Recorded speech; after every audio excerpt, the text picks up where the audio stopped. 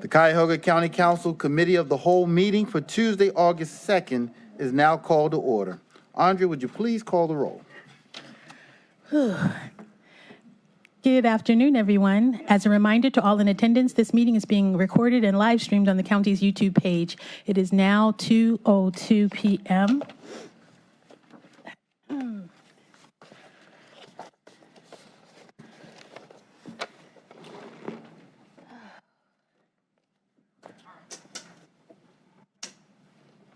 Calling the roll, Ms. Simon. Ms. Simon is absent at the moment. Ms. Baker. Ms. Baker is absent at the moment. Mr. Miller.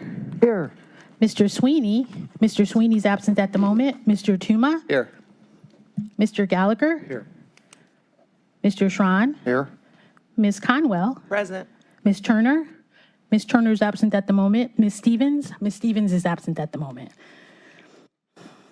Council President is here as well. And Council President Jones is in attendance. Here. You have a quorum. All right, thank you. I was just counting to make sure we had a quorum. I will give you that time. I understand. All right, Andrea, has anyone signed in for public comment? Has for public comment, Mr. Chair. Thank you. Thank you. Oh, I'm sorry. Marty McGann.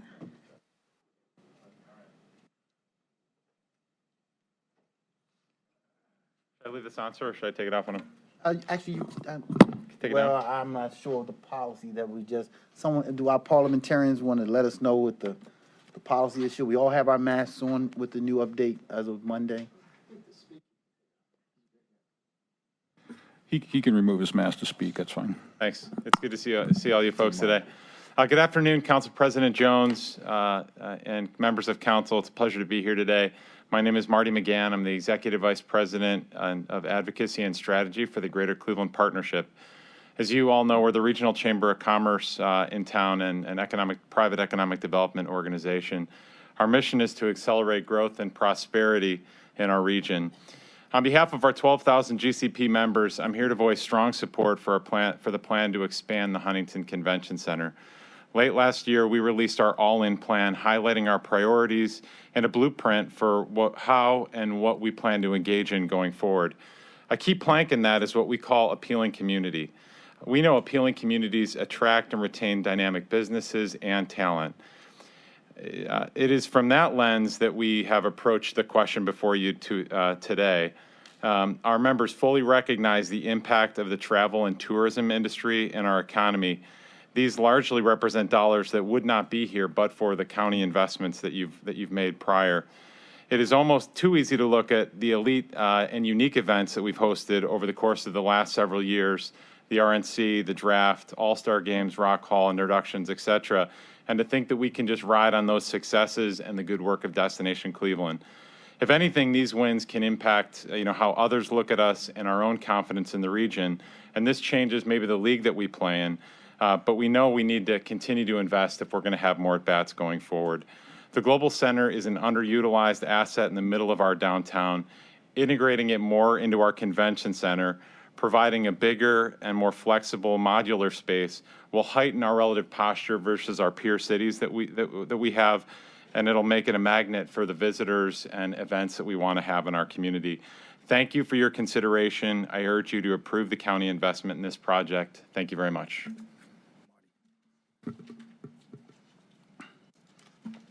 That concludes the public comment portion for this meeting.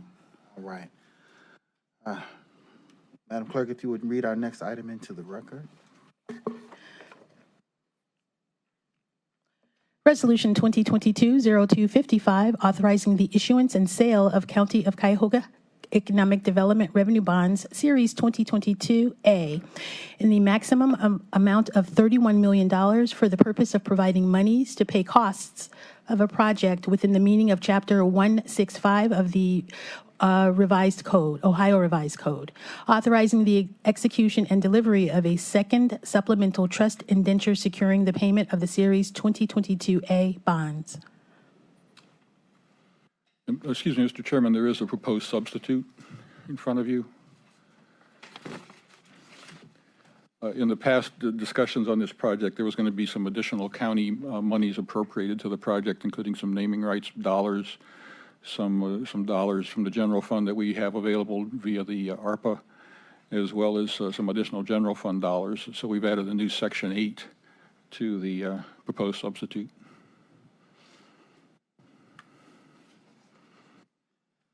Okay, why don't you present? Mike Chambers. We'll make a motion after that. Mike Chambers with the Fiscal Officer. I'll be back at the end to go over the actual financing terms, but right now we're seeking authority to issue the bonds in the amount of $31 million. We'll go through a little more detail about the financing. It also enables us to enter into various agreements for bond counsel, financial advising, and all the other series associated with that. So we're going to do a little presentation. First, Ron King's going to come up, talk about the project, and then David Gilbert to come up and go through a few slides, and then at the very end, I'll come back up and I'll show you all the financing associated with it. Okay?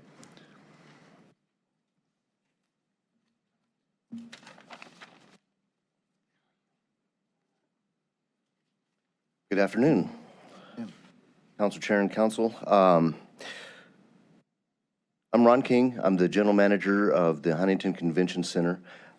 We work for a company called ASM Global. ASM Global is a company that manages over 300 facilities worldwide, and we're very proud that the Huntington Convention Center in Cleveland is one of those facilities. I was adding up my number of years of experience last night and came up to a number of about 40 years of experience. I didn't realize I'd been in this for that long. And I'll be providing a brief overview of the physical project. But I wanted to remind everyone first of the process that began over 3 years ago when the board of the Cuyahoga County Convention Facilities Development Corporation hired a consultant to help determine the best and highest use of the Global Center. The result was to use the facility as an expanded convention center. Now, since that time, concepts were developed by architects and consultants, and then those concepts were vetted through client focus groups. Now, over the past months, a team made up of architects, contractors, consultants, and building operations have been diligently analyzing and developing solutions to make the expansion that was conceptualized into a reality. This hasn't been an easy task lately because of the runaway inflation, supply chain issues, and of course, escalating construction costs. But we are confident that we will be able to deliver the 3 qualities outlined to enhance the convention center and increase economic impact for Cuyahoga County. The first one was infrastructure. This is included to include necessary elevators, escalators, restrooms, and stairways to increase the capacity desired for meeting standards on all the floors.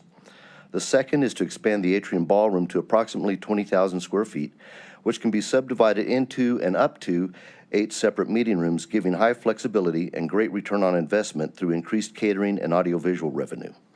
The third is the meeting room layout on the 2nd and 3rd floors that has been suggested by the consultants and required by our potential clients as the industry needs have evolved and changed. Now, lately, there's been talk of a bridge connecting the convention center and the Marriott. Since before I came into Cleveland, this has been the talk. But these talks have reignited. Having multiple hotel rooms connected to your convention center has become an industry standard. And every day we get requests from clients or attendees inquiring about connected hotels. With the expansion of the convention center, now is the time to plan and budget for the bridge. Now I want to show you a few slides of the conceptual drawings that we are working to make into reality. You go to the next slide, please.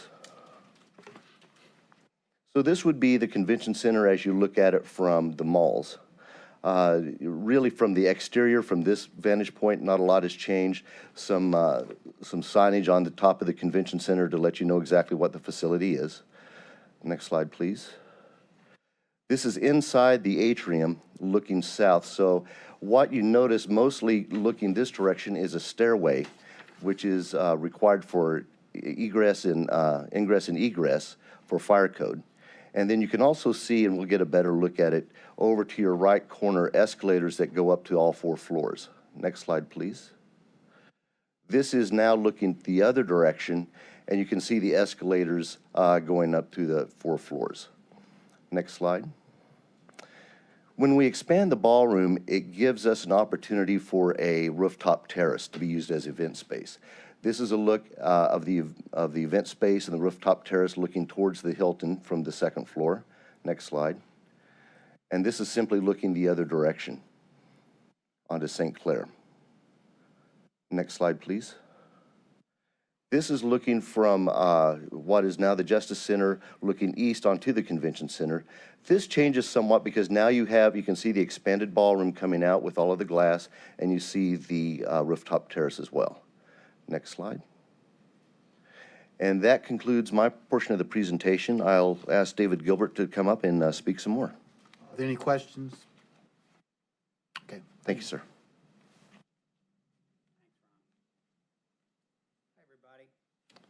Thank you very much for having me here. If we could bring up the slides. A lot of what I'm going to show today, you've seen. A few months ago, we came in and talked a little bit about a preview of the project, get feedback, a lot of questions for which we sent back answers and a few updates here. But this is really meant to be about the why of the project. And I think Ron really helped to tee up the what. I'm going to talk about the why, and then Mike Chambers will come back up and talk a little bit about the how. But really, if we can go to the next slide, wanted to just talk about, I guess we'll talk a little bit about the state of the industry. And next slide, please. I think what's most important that of all points to bring up is that we believe this is an investment in an industry that is working. This is not a new concept. This is not, you have a building that is part of the convention center with much of it empty right now or not having no particular use. And the transformation of that into all the 4 floors, part of the convention center, is strength upon strength. It is adding to something that is absolutely working. And if you look at these numbers, and I'm not going to go over every single thing in here, but what this shows is the significant use of the convention center facility since it opened. What I would tell you is, if you look at just the 4th slide down, 5,000 plus hospitality jobs, that is the number of jobs in Cuyahoga County that our industry has grown since the time that the convention center opened. I would tell you the convention center is not the only reason that the travel and tourism industry has grown, but in terms of the part of our business that is group business, that is meetings and conventions, we have actually gotten in that game, which functionally we weren't before. And in the end, this industry contributes significantly to Cuyahoga County's economy. And again, it is hard to argue with growth. And importantly, that growth every year for the past 9 years has grown faster than the national average. It's not just that we've grown, we've beaten our competitors. 8 of those 9 years, we've grown faster than the state of Ohio, all in terms of percentage of the number of visitors, which is really the bottom line in terms of growth of the industry. Next slide, please. And our outlook is very good. I could tell you that every month now, we are seeing statistics that are blowing away the month we had before, where in many areas, we are now at or surpassing bookings from prior to COVID. So not that we are out of COVID, we're all wearing our masks here today, but as it relates to the industry getting back on its feet, as it relates to people traveling again, we are doing incredibly well. And I'll note in our sales team in the last 3 months, we've doubled the business that we're bringing in, and actually we're up 200%. And people are back to traveling, and people are absolutely choosing Cleveland. This is again strength upon strength. Next. Now talking about the need for this expansion. Next slide, please. When we look, we have a great convention center that opened back about 10 years ago, and it was and still is very good. It has even from the beginning some shortcomings. It was miles ahead of where we were, and we've made the most out of it. But interestingly enough, many of the shortcomings it has in terms of where the industry, particularly where the industry has changed over the past 10 years, can be addressed with the use of the what was the Global Center, that part of the convention center, fully 4 floors integrated. And you're talking about larger meeting space, 3,000 to 6,000 square feet, and flexible meeting space. This is what the industry is calling for, and this would take us to the bottom of the pack in our competitors in that area, up to the middle of the pack. We don't need to be the lead, but we know this is the type of space that's needed.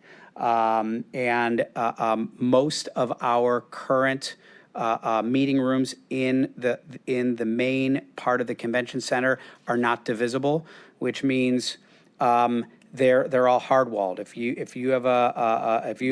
need a room that's for 75 people and you can't configure it, it may work, but it may be all the way down the hall. It makes it far less easy for the customer. And so having these large rooms that are divisible is something that's very, very important. And I will say that something that Nam Baker brought up at the last meeting about the bridge to the Marriott. We've done a lot of exploration on that, how that can work, a lot of research. And as Ron noted, in northern tier cities, the number of attached hotel rooms is one of the first questions that's asked. And we have a good amount of documented business that said they won't come to Cleveland because we only have, thankfully, we now have 1 hotel in the Hilton that's attached, but we have 600 rooms that are directly attached, where, say, Columbus has 2,000, Indianapolis has more than that. Many of our competitors have far more than us. We have a hotel in the Marriott, a very nice 400-room hotel that sits right across the street. But yet, whether an attendee in the winter months has to put on a coat, walk across the street, find a place for that coat, as opposed to just walking across a bridge, is absolutely, for many meeting planners, a decision point of whether or not they will or will not choose a city in a northern climate. And we talk about the next generation of meeting space that attendees are looking for. It all fits in what is in this proposed renovation of the convention center. Next slide, please. This just shows from the study done by CCCFDC, by CSL, really the leader in our industry in these types of studies. It shows that with this proposed expansion, their estimate of the additional percentage of business in all of the primary categories. And the 3 that are highlighted are the ones that bring in the most people.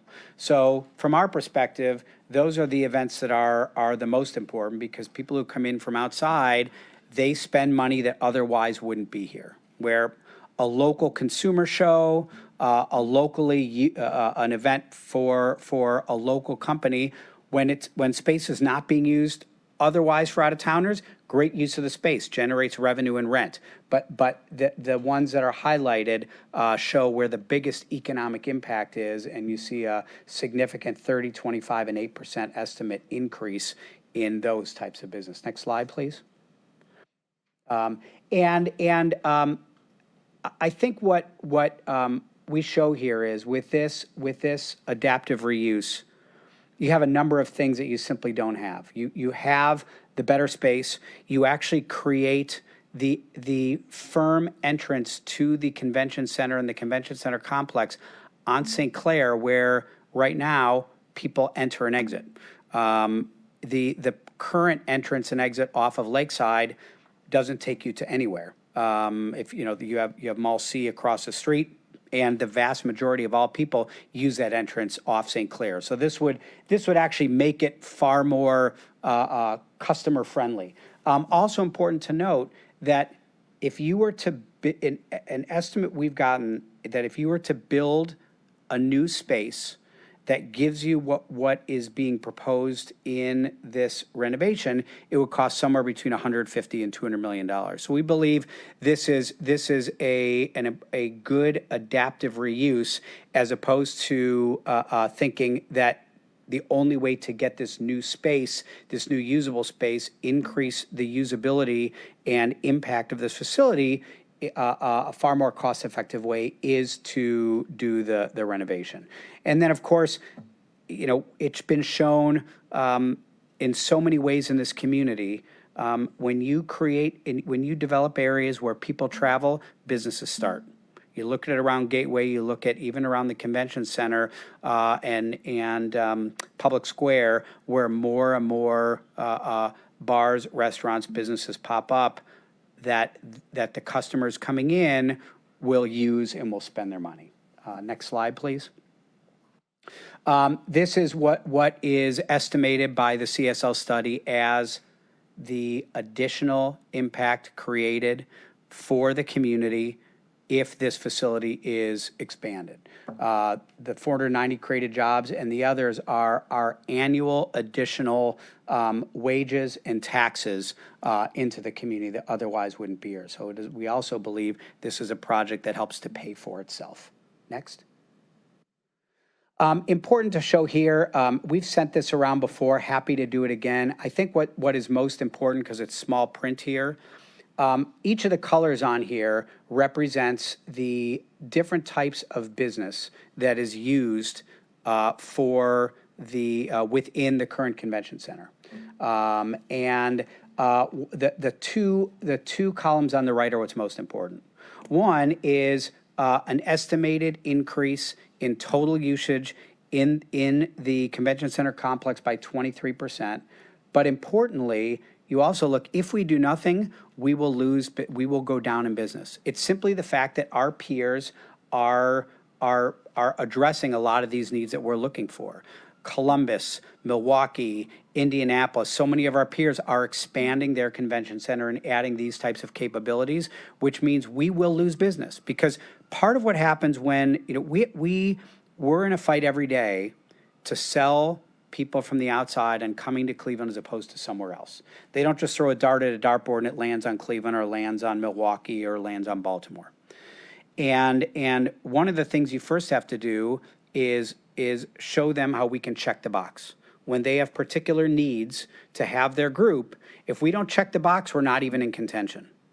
This will allow us to check a lot more boxes, and if we don't, other cities are going to be checking more boxes that we're not. Then it's our job to be creative and to show them this is the place they want to be. But I think important to note that if we do nothing, we will lose business.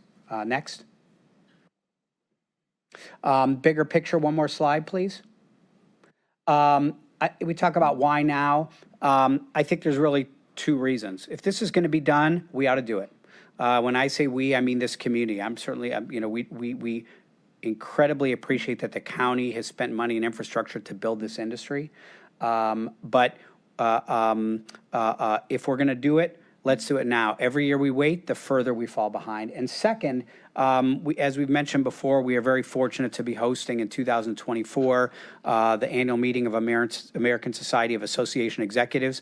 It is the largest gathering in the country every year by far of decision makers in the meeting planning industry. And the studies show that in the 5 years following that, the hosting of that convention, cities will reap anywhere between $200 to $500 million in additional business that otherwise wouldn't have been there, because we are bringing people here to see this community for themselves. And if we're going to do this, let's do it now. Let's get it done by the time ASAE is here, so these people will see it and will book it when they're done. Next. And this is the last thing. This is a project that Destination Cleveland is working on. We had a study done, and we're having a subsequent follow-up with a lot of stakeholders to look at how we do a lot of other things as a community, operationally, physically, permanent, temporary, to look at the full customer experience around what we're just terming a convention center district. When you have the convention center, you have Cleveland Public Hall, you have the hotels, you have the malls, the public space around. Right now, quite frankly, it's quite disjointed. And we are working on a process to start advancing a lot of smaller initiatives, which are going to make all of these facilities far more usable as a system for the customer. So we're not just talking about the transformation of a part of one building. We're also talking about really creating an entire district. So that's it for my presentation. Before bring Mike back up, are there any questions? Questions? Councilwoman?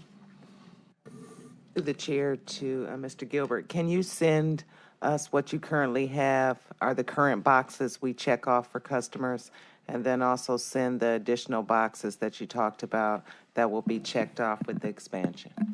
Yes, absolutely will. Thank you. Mr. President. Thank you, and through the chair, thank you for being here today, Mr. Gilbert. So what do you say to critics who feel that this is not necessary? I mean, you'll hear some people talk about wasting or throwing money at a building or a facility that isn't producing like it had been promised to produce, years ago. What is your counter argument to that? Thank you, Mr. Councilman. It's an excellent question that we've been, the public has asked and we've been asked. I think it's a great and fair question, and I would answer it in this way. One, what that building, the majority of what that building was built for was a concept that now has shown it didn't work. That's a fact. It is what it is. I can't tell you the rationale behind it. It wasn't really part of that, but I feel that if you use that as part of your argument, you're never going to move forward.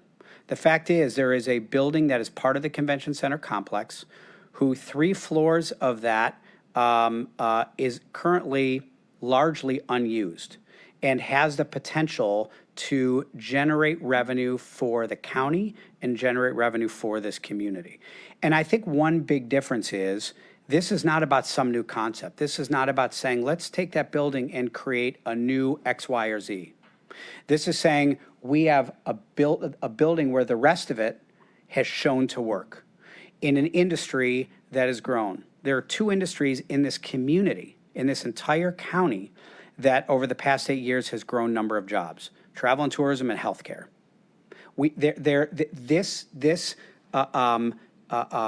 Again, I get back to that building strength upon strength. And so I do believe that, again, I'm not here I'm providing information on industry, not saying the county, it's your job to determine how the county spends its dollars.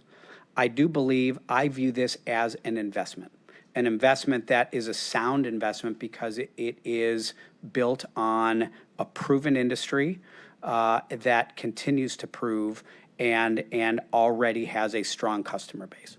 I appreciate that, and I appreciate the candor. I don't think I've heard it before that the prior, use of that facility just didn't work, and I think everyone's been thinking that, but I haven't actually heard that publicly stated, so I appreciate that. Could you tell us a little bit about you mentioned 480 jobs, 18.4 million in wages and such. So what type of jobs are we talking about possibly being generated here, short-term, long-term? What type of employment, if you could? So another good question, just making a note, because I think we may have some other things we could send to you, a breakdown of the types of those jobs. Yep. I mean, the jobs within the travel and tourism industry are very broad. Certainly ones that, and this is by how the federal government classifies jobs within travel and tourism. Certainly across, the easy ones to think about are hotels, restaurant, retail that are supported by the dollar spent by the people coming to visit. So I would not say these are not 490 new jobs that work at that building. Maybe a handful are, but it is all about the extra tens and hundreds of millions of dollars that are spent by visitors in this community. It's transportation. It is all kinds of hospitality. But we can actually follow up and get you. What I don't know we have is a breakdown of it's estimated 100 in this one particular sector, and then across sectors, it's everything from line workers to management. They go across the board. There are many jobs in the travel and tourism industry that are lower wage. They're also the types of jobs that you can start a great career with without a 4-year degree. And there are many people, many in this room, who have careers in travel and tourism related fields. And it is not just what many people believe is a bunch of low wage, dead end jobs. Okay, I appreciate that. If you could, any information you could get us, that would be appreciated. One last question. I'm not going to take over everything here, but one last question is, the requests that are being made. I don't know if this is better for someone else who might be able to answer this, but are these wants or are these needs? I mean, is this a necessity in your mind, or is this just something we'd like to see done? Because the Association of Executives, they're coming here prior to any of this stuff being done, so there must be something that attracted them to this facility and the environment in Cleveland and everything else. So how best would you answer that as a need versus a want? Because these are taxpayer dollars. Yes, so, yeah. Absolutely. I believe that these are needs, and I would explain it by if we were to look at our facility package for the meeting convention industry that we compete in against our peers, this covers some of the deficiencies that we have, not all. We have a fairly small footprint as it relates to exhibit space. That's a very expensive issue to address. But when you look, and we would say flexible meeting space, a nice size second ballroom, meeting space with lots of light, things that high technologically advanced.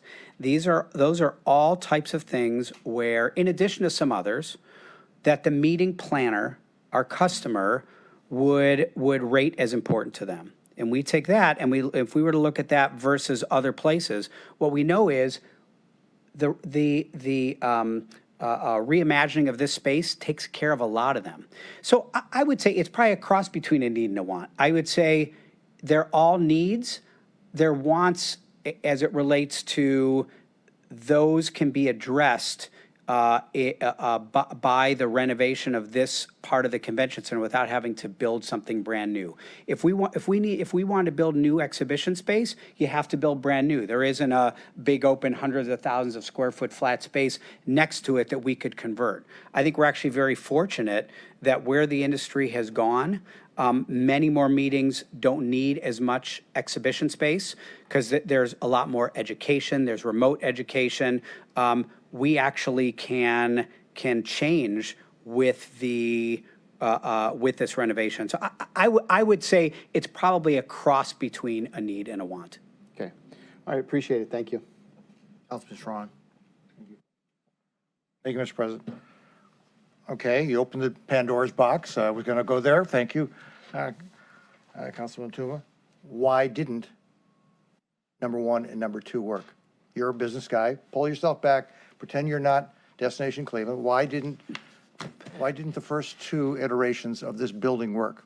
Because quite frankly, we came in and we were gifted with the opportunity of finishing the building exactly as it had been designed, and that was those of us who were here on council from the very beginning.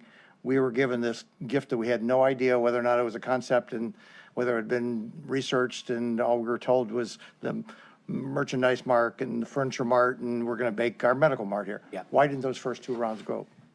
All I can give you is a little speculation, Councilman, because I was not a part of it, and I I'm don't. not trying to ask you about the decision that went forward. Once it's here, you're a convention, you're a guy filling those spaces.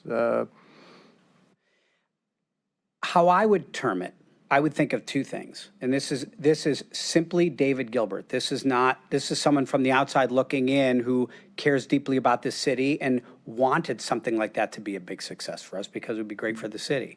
I would think there were probably 2 things. One, it was a concept that had never been tried, as far as we know, in this country. I know if I remember right, there were a couple of competing potential medical marts. Yeah. The mart concept had been successful in other places. I think it had never been, from what I understand, never been tried in medical. And I look at it a little bit like a startup. And startups also make our in many places around the world, our economy go. It probably was a startup that didn't make it, but it was probably, it had a measure of risk, and also probably, I would imagine, risk and reward. In this case, the risk didn't go as well. I also don't know, and this is again just me, if there was ever a significant analysis of how we would measure the KPIs for the success of that project. KPI being what?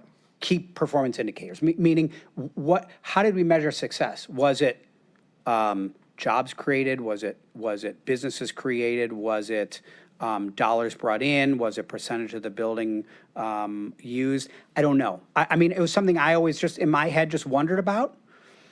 And so those would be two perspectives I would have from the outside looking in.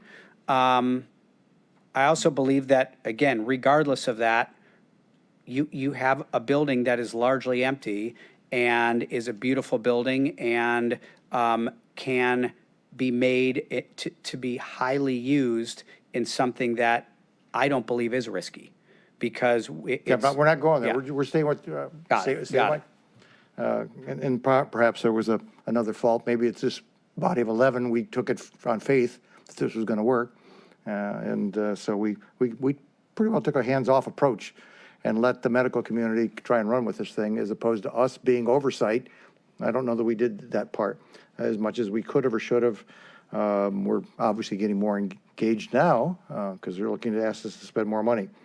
It doesn't look like we're making that big of changes in this. When I looked at the slides, I saw some, the big changes looked like ingress and egress stairs and some escalators, unless I'm missing something. And I know you need escalators to move a convention because you got to move all of a sudden a body lets out and you got 400 people have to get up those escalators or 400 people have to get down. What other changes are big ones in there other than the other ballroom? I'll leave the ballroom concept out for right now. If you look at the budget, and I don't have every dollar, the two biggest chunks are, one, what you said, the infrastructure. The infrastructure that is in there for the current use, bathroom, stairs, escalators, and back of house, don't match up with a use for far more people. So that's one big chunk. The other big chunk is the expansion of the ballroom. And there is more to it, but those are by far the two largest chunks of expense. Could those be done in phases as opposed to doing simultaneously? Because if you go to the next conversation, which is the connection to the Marriott, you now have introduced a new ballroom that's part of a convention center. I believe the argument would be that you now have tapped into the ballrooms over at the Marriott as opposed to us adding another ballroom. Could they be disjointed and add the ballroom at a subsequent time? Yeah, I would say yes. Anything can be done in phases. I would contend if we're going to do it, let's do it right.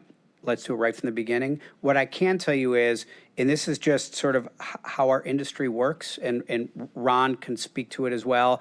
I know Tammy LeBlanc, who's the GM of the Hilton, is here. Customers won't go back and forth. They don't book a meeting or a convention typically where they'll have you go to one meeting in a ballroom or a meeting space in a hotel, then walk through, walk across, go to others. They are largely in the ballrooms in hotels, which tend to be far smaller, by the way. They're usually used for in-house pieces of business, where you might have a meeting or convention that uses one hotel, they use a smaller ballroom. You typically don't have, even where you've got lots of connections, where ballrooms in hotels are used as part of a convention center piece of business. I hope that makes sense. Yeah, well, I go to a lot of conventions, and what I see happening is that major corporations rent out the ballrooms for their own activity in the middle of a convention. And so they will have Black & Decker or something like that will have a major event, and they'll be going on in a remote ballroom. And so they will pull people off of. And you're exactly correct. And what we call that is an ICW, or an in conjunction with. So the Hilton, for example, will try to rent that to those corporations. Sure they will. And they'll make a lot more money, quite frankly, off of doing that than using it for, having it sit empty and then hopefully use it for our purposes. But then the meeting planner themselves, they want all of their, as David mentioned, they want all of their things under one roof. That's very important to them. But allowing corporations, they'll even go out and rent restaurants and that type of thing to have people go out and experience the city that way as well. So you're absolutely correct. It just seems to me that if part of our inducement is to try to convince the Marriott, which to me, this is the other great thing of your proposal, is our two hotels, our two top brands in the world, the Hilton and the Marriott are, if you're going to put two brands in, those are the two brands you want to associate with your convention center, I would think. But it also would entice, I would think, the Marriott to get excited about this bridge concept out there, because they are going to rent their ballrooms a lot more. And it just seems to me we're adding another ballroom that's going to be competing with them at that point in time in this proposal. I would say their ballroom is about, I think I may be off of like about 3,000 square feet. We're talking our new junior ballroom as proposed will be about 20,000 square feet. So just a very, very different scale. Yeah, it's a different, but you're competing with our own ballrooms at that point in time that we've got down further in the hotel or in the convention space. It seems like. Well, two things. This allows us to do two events simultaneously, number one. Number two, we actually have a lot of our clients require two ballrooms. And remember, that new ballroom space can be subdivided into 8 meeting spaces that we need as well. So it doesn't necessarily have to be used as a ballroom. Okay. The question then, seeing how you've taken the microphone. I'm sorry. No, it's okay. No. The next question was, why could not we do all the infrastructure stuff to move the people and see whether or not it does that? And granted, I see we're going to get another person who's going to come up and talk about the numbers person probably at some point. Why couldn't, because it's going outside the building. It's not inside the building. It's attached to the existing building, but it's going outside, at least if I understood the drawings correctly. It's going out of the open space. It is. That ballroom, though, is still, and the 8 meeting spaces are still very much needed to put our ratio of exhibit space to meeting space back in play. So, but construction-wise, could it be done as 2 separate steps? Would be expensive. I was not going to come up here, but I will. It's Jeff Applebaum. Thank you. Who are that? I can't see you. Oh, sorry about that. It's me. Yeah. Let me answer that in a couple different ways. Number one, it would be, so first of all, with respect to the Marriott, and we still have to study to make sure it's feasible, make sure that it can be done. We have concepts, and keep in mind, the Marriott right now is also going through a major renovation. So you have to do it. If we're going to do it, that's why we're exploring it now. Because if either party renovates in a way that precludes the option for a bridge, you can lose that option. That's number one. In terms of whether you can phase it, you cannot do any of this without doing the infrastructure work. That has to be done. Because you can't use the facility for the meeting work if you don't have the escalators, the ballrooms, and everything else. Not the ballrooms, the escalators, the stairs, and everything else. Got that. The impact, and if you take a look at the study, though, you do not get the economic impact out of the revised center unless you do the first floor ballroom. That is where the biggest bang for the buck is. We talked about this. We studied this because originally we thought about maybe we would phase it. That was a concept.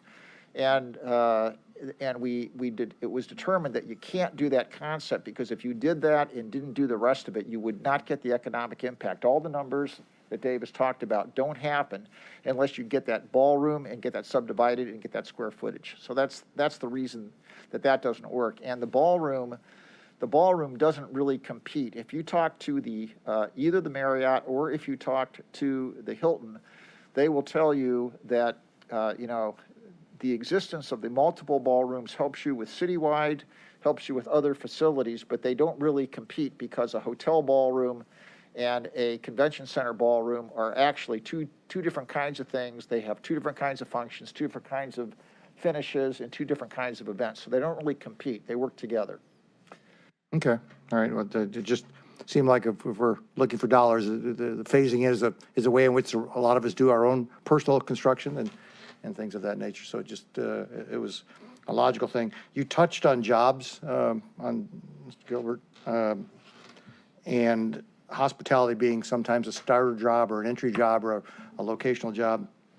One of the things that we have done in the sector partnership is create an idea, and it's been done as a pilot in Cincinnati around the hospitality. You come in, you work, drug-free, regular work employee, you now have a golden ticket to go into medical or manufacturing because you have demonstrated that propensity to work. And they've done this successfully in other areas. It seems to me if we want to do something really revolutionary, this ought to be how we package this, that this is not just a hospitality job.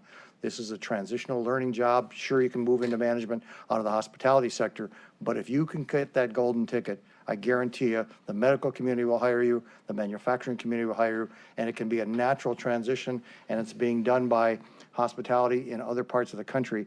Why not we paint that as part of our vision of what we're trying to do in our sector partnership, because we created hospitality and just added it into the sector partnership in this last round of funding. So I throw that out there as a vision that we should be taking this to the next step and not just be building a building. It's a transitional workforce that we can get people to start in hospitality, migrate through, grow and develop, and if they want leadership within hospitality, God bless them.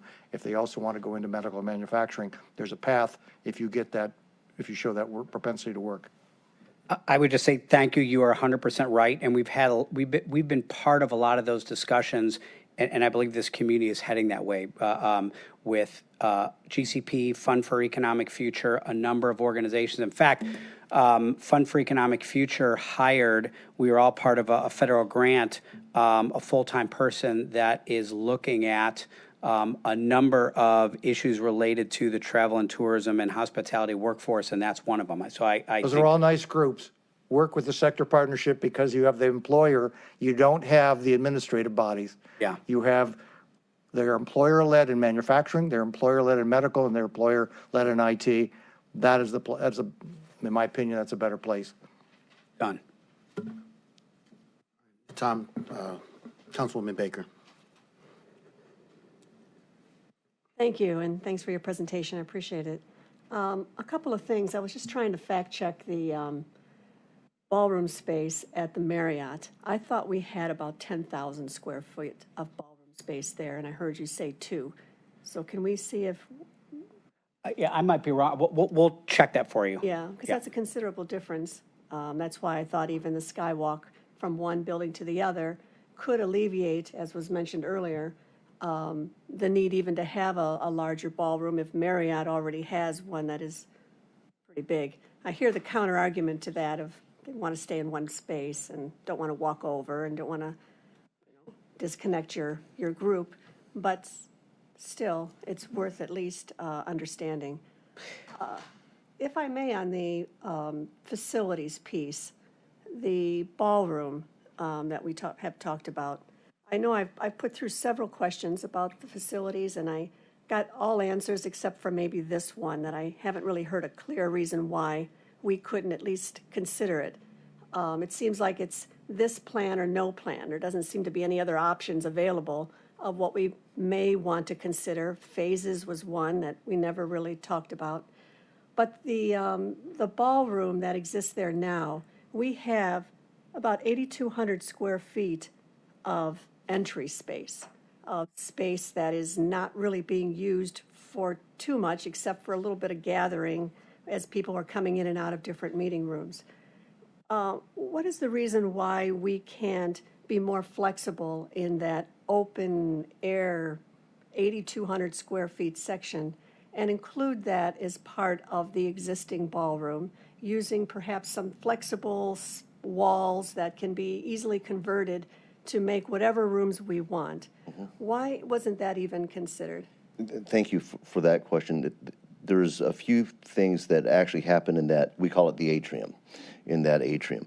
It actually is used quite often as pre-function space for the ballroom. And as you expand the ballroom, you're going to need more of that pre-function space.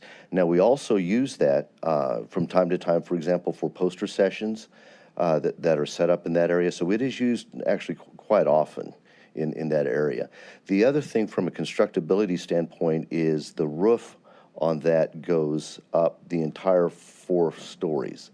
So I'm not sure from a constructability standpoint what would have to be looked at from that standpoint to actually extend a roof out onto it.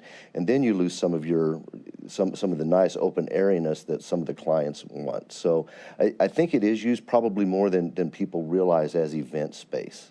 It just seems if we're looking for space, that seems to be a logical place that we could, through our architects and how they can create a space that right now isn't being used for that. And I understand the open air, it is beautiful, and I would not like to lose that. But perhaps when needed, it's not every convention needs to have a large ballroom, but when needed, it can be used to convert into something more than what it is being used for today. Also on the ballroom, the second floor, which is now proposed to be a patio. Yes, ma'am. You know, why is it that we can't, if we were not going to expand the ballroom, why not expand the patio on the floor that it's already on? The patio that is there now really doesn't get a lot of use. It's very sterile. It's hidden away. There's not a view to anything from anywhere. We do rent it out. Can that be improved upon? I mean, what does it take to make a patio that's not attractive into an attractive and expanded patio? Yeah, absolutely. I'm sure it could be. But again, going back to the expanded ballroom, you know, that's the place, that's the pad that would sit on. So in your opinion, then, anything that there is nothing we can really do with the 8,000 square foot area that was, I guess, the Global Center at one point. Is that what you would consider part of the Global Center? So yes, the building formerly known as the Global Center, if you want to use a Prince. But you know, again, we do use that as our pre-function space for almost every convention. So it is used quite a bit. And I think, you know, going back and remembering, as Jeff Applebaum said, your most bang for the buck is your expanded ballroom. That's where all of your numbers come in from. Your food and beverage, catering, your AV, electrical, all those types of things. That's really your money generator in the project. I'm not debating whether or not more space for a ballroom is going to be, of course. I'm just saying there seems to be a lot of dead space there. And I understand there are purposes for it, and you can certainly create purpose, but it just seems that if we're looking for more space right now, that's over 20 million of the costs that you're asking to support here with this ballroom. And I'm looking at space that's not, just doesn't seem to be that high of a priority, except for the answers that you gave regarding what it's used for currently. If I may, I have 2 pieces of information. So first of all, the Marriott Ballroom is 9,700 square feet. So that is the correct number for the Marriott Ball. I don't want anyone to have a misconception. It's still a different type of space and use. The issue of whether to try to build into the atrium, aside from everything else you've heard, and by the way, that was studied. We would have taken one of your suggestions and not listened to it because you made it before. And that was actually even studied before. The primary issues with trying to do it that way, aside from everything else you heard, which is losing the pre-function space, the critical issue on having a ballroom is it's got to be column-free. No meeting planner will agree to large ballroom space if there's columns coming down. The difficulty is as you enter the current entrance, there are massive structural columns, floor to ceiling there. And the ability not to have those columns in the middle of your expanded ballroom, the cost and expense of trying to take those and somehow transfer them was cost prohibitive. It was more expensive to do it that way than go in the other direction. We still have issues in the other direction, which is in the design, but the problem is you can't do it column free. And it would be cost prohibitive because you're going all the way up to ceiling there. So it just didn't work, and it was studied fairly extensively. So I don't want you to think that that wasn't looked at. It was. Okay, well, it's good to hear that we did look at some other alternatives, if I may. Mr. Gilbert, the other hotels that are in the area, and I know we don't want to work in a silo, and I know that you work hard in trying to bring everyone together, but there are other meeting rooms. The Westin has, I believe, 2 ballrooms that range, I think, about 4,000 square feet. And as we just said, the Cleveland Marriott is almost 10,000 square feet. So is there a need in Cleveland to have more ballroom? I mean, are we taking away or are we enhancing? Are we bringing, is the Cleveland Marriott going to be threatened to know that we're going to be expanding our ballroom and be a direct competitor? I would answer no. And the reason is, there's really 2 answers to this. One, what we try and do is bring in larger meetings or conventions that take up multiple hotels. That's so kind of how our industry works.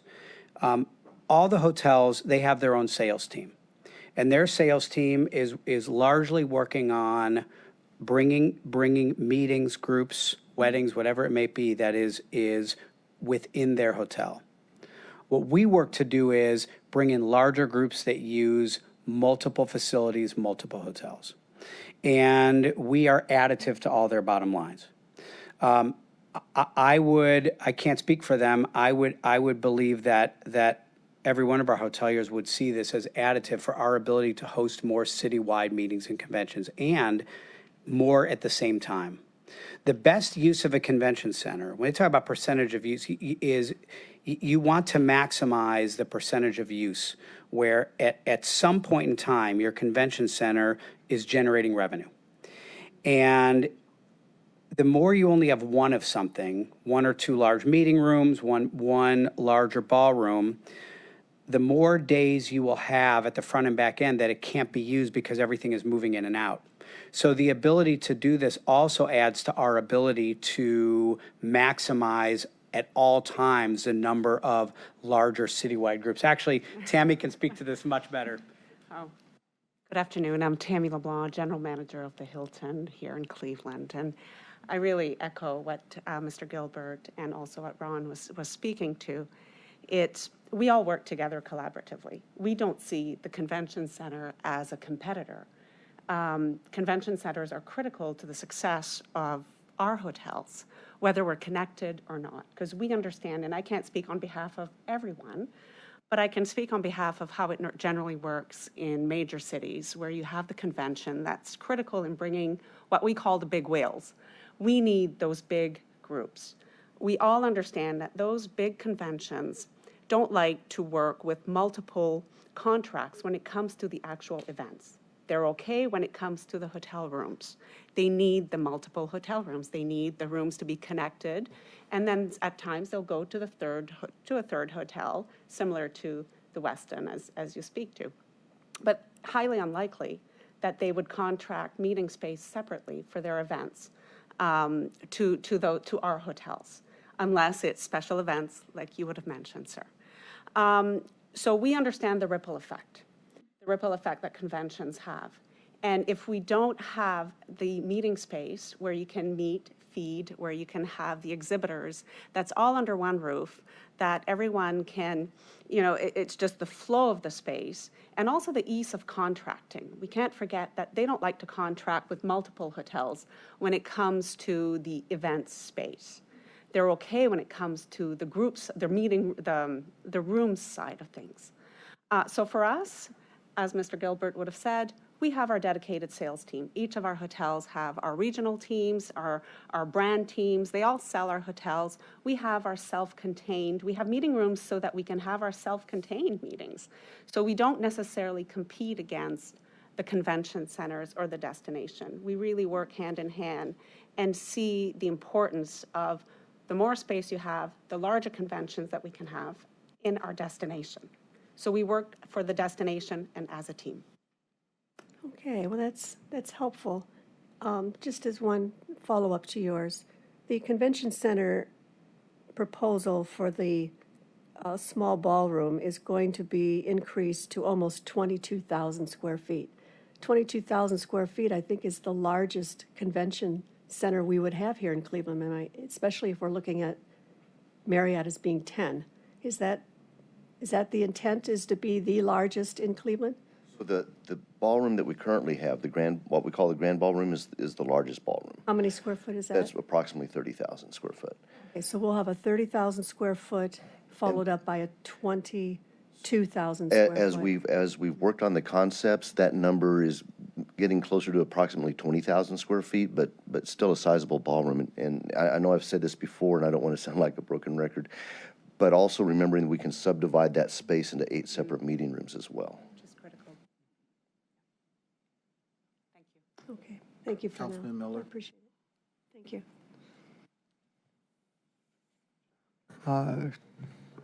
Mr. President, to Mr. Gilbert, you testified that if we do these things that we're proposing, it would only bring us into the middle range in things like space flexibility and hotel connectivity and such things.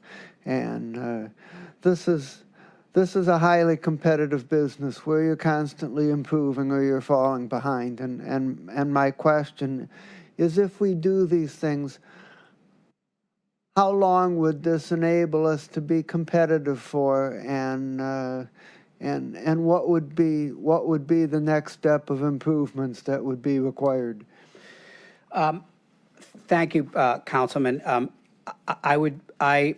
It's hard for me to put an exact number. What I would tell you is I believe this makes us far more competitive, I think, for the next 8 or 10 years. If you look at what we built 10 years ago, it's allowed us to be very competitive. I would say the one other place that where we have a smaller number but is a much larger fix is in exhibit space. And don't know if that will ever be changed. It's, again, that's a much larger prospect. What I can tell you is we work our tails off every day to make the most out of what we have. And with what we currently have, that's what we do. And I believe we punch way above our weight. And I think we will continue to punch even more above our weight with these improvements by having the additional large flexible meeting space in particular, which is the combination of the ballroom and that flexible meeting space. And Mr. President, to Mr. Gilbert, if I were to try to design a set of convention center improvements, it would be a disaster because it's not my business, and saying that this or that was considered and not chosen doesn't help me all that much. What would help me is if you said that the 2 or 3 other entities that are considered leaders in this business were consulted on this and said this is the best plan as opposed to some other plan. My question is, have you done anything like that? Councilman, absolutely. We have had what we believe are the leading consultants in the industry who do this all over the country, all over the world, help us look at what are the facts we needed to help determine where we had deficiencies and where a renovation of that part of the convention center could help remedy those deficiencies. Also, we talked to a lot of customers, individually and as groups, to ask them, if this was done, would you more likely consider Cleveland as a place to hold your meeting convention? And that answer, I was in a number of those rooms, was unequivocally yes. My next question is about the convention center district. It would seem to me that since it's a pretty compact and well-defined space for which the uses are already there and in place, and there's not much flexibility, that you're limited in how much you can do in terms of making this a coordinated space that functions as a unit, or is it otherwise? I think that when we had our initial study, it really looked at operationally and physically, in many ways psychographically, how an area feels to the customer. So I'll give you a couple of examples. Right now, and I'm not suggesting remedies, but just the kind of things. Our Cleveland Public Hall and our convention center operated separately, and the customer has two contracts, the large ones that want to use both, two sets of Wi-Fi, two catering, just one example. Another is signage. We really don't have anything around that does a really good job for someone in that area, for a meeting conventioneer, to really know very easily when I walk out the door, whatever door it is, this way to the convention center, that way to the Westin, that way to the Hilton. There are things like pedestrian corridors. We're still in a cold weather area. What can we do so that you maybe certain sidewalks could be covered? I'm suggesting that what we're now is getting to the next stage of some types of fixes, but it's really identifying how we look, act, and feel. I think that's the best way. We look, act, and feel as one area for the customer being a convention and meeting attendee. How do we make it look, act, and feel better for the customer? And I would say it is more about we consider a better job of connecting the dots. Okay, and I'm just going to close with a comment that I get a lot of people that tell me the medical mart was a disaster and we shouldn't be throwing good money after bad, and don't put any more money into this. But I don't think that's the right question. I think the right question is, from where we are right now, what is the best way that we can take advantage of the opportunities that we do have that present themselves at this time?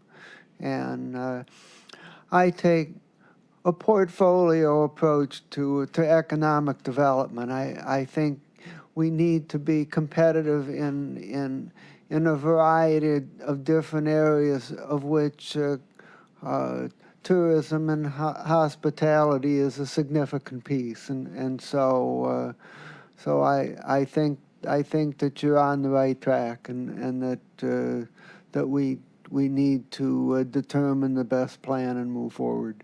Thank you. Thank you, Councilman, very much. Councilwoman Simon.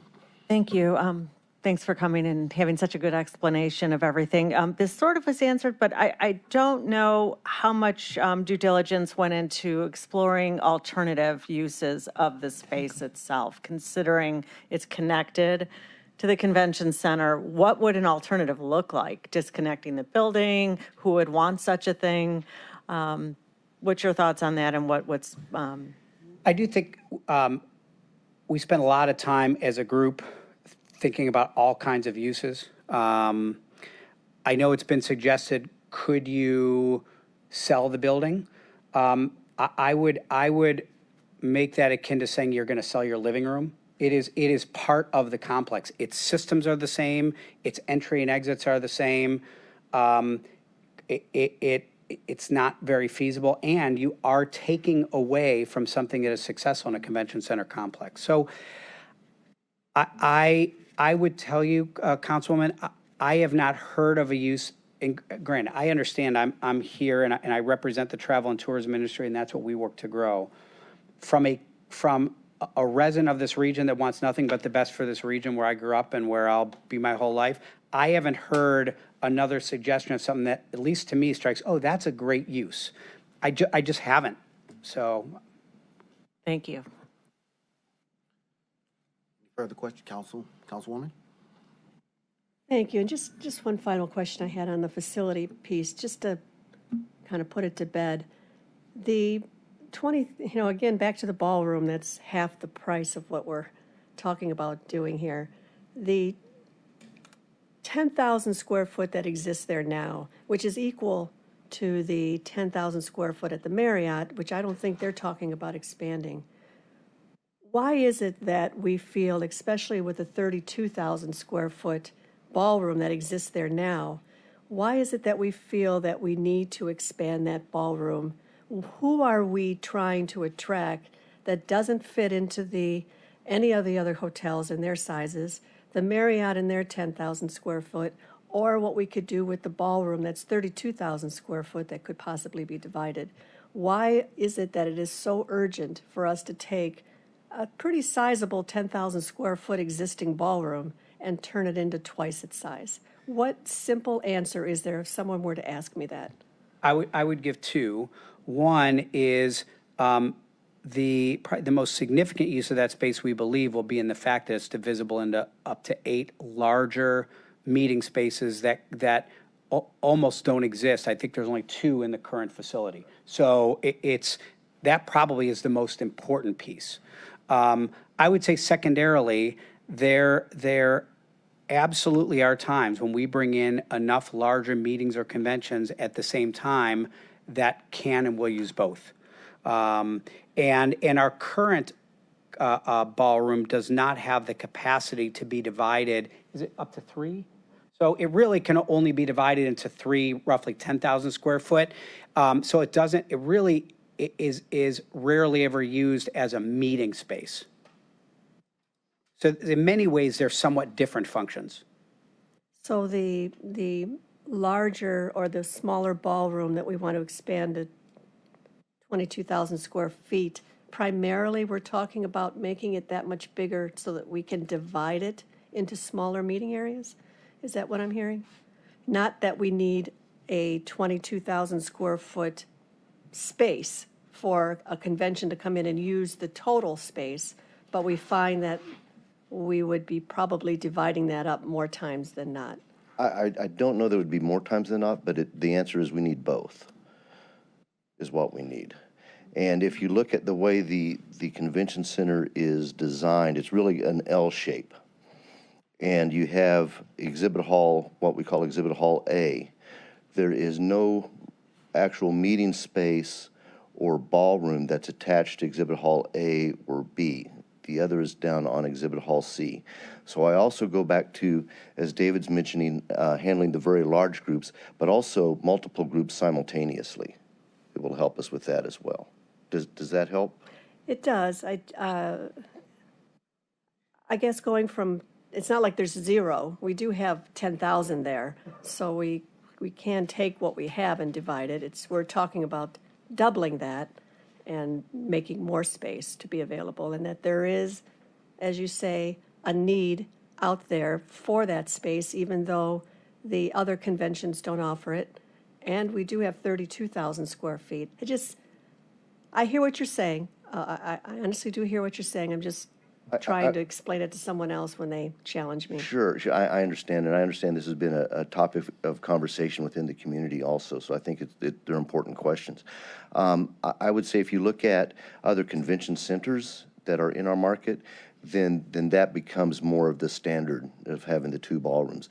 One is a grand ballroom, and sometimes they call the other one a junior ballroom. Right, which is what exists now. Yes, it does. I guess I would add, maybe the biggest word ultimately is flexibility. And the more different types of flexible space you have, the more opportunities you have for the building not to sit empty. There are just many more opportunities for it to be utilized by multiple groups at the same time, some moving in, some moving out, and we run into that problem now. Okay, so when your experience is that people that call for conventions and you tell them we have 32,000 square foot, then we also have a junior ballroom at almost 11,000 square foot, that turns them away and said, I wish that second ballroom was 20,000. I would say it's less of that and more of, you only have 2 spaces that are 3,000 to 5,000 square feet. And most of our competitors might have 6, 8, 10, 12. So we can use it as a larger junior ballroom, but also have the opportunity for many more of those larger flexible spaces that the customers increasingly are looking for. Okay. All right, I appreciate the time. Thank you. I appreciate those Absolutely. answers. Mike, we also want to, I'm sorry, we want to space ourselves for Mike Chambers to be able to present the finances. Jack, I saw your hand. Is there- I'm happy to sit down. Thank you.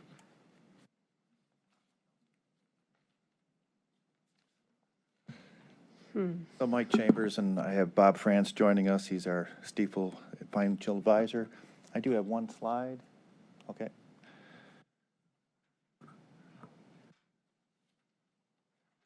So we put everything on one sheet here to hope. So on the left-hand side is the sources of funds for the project.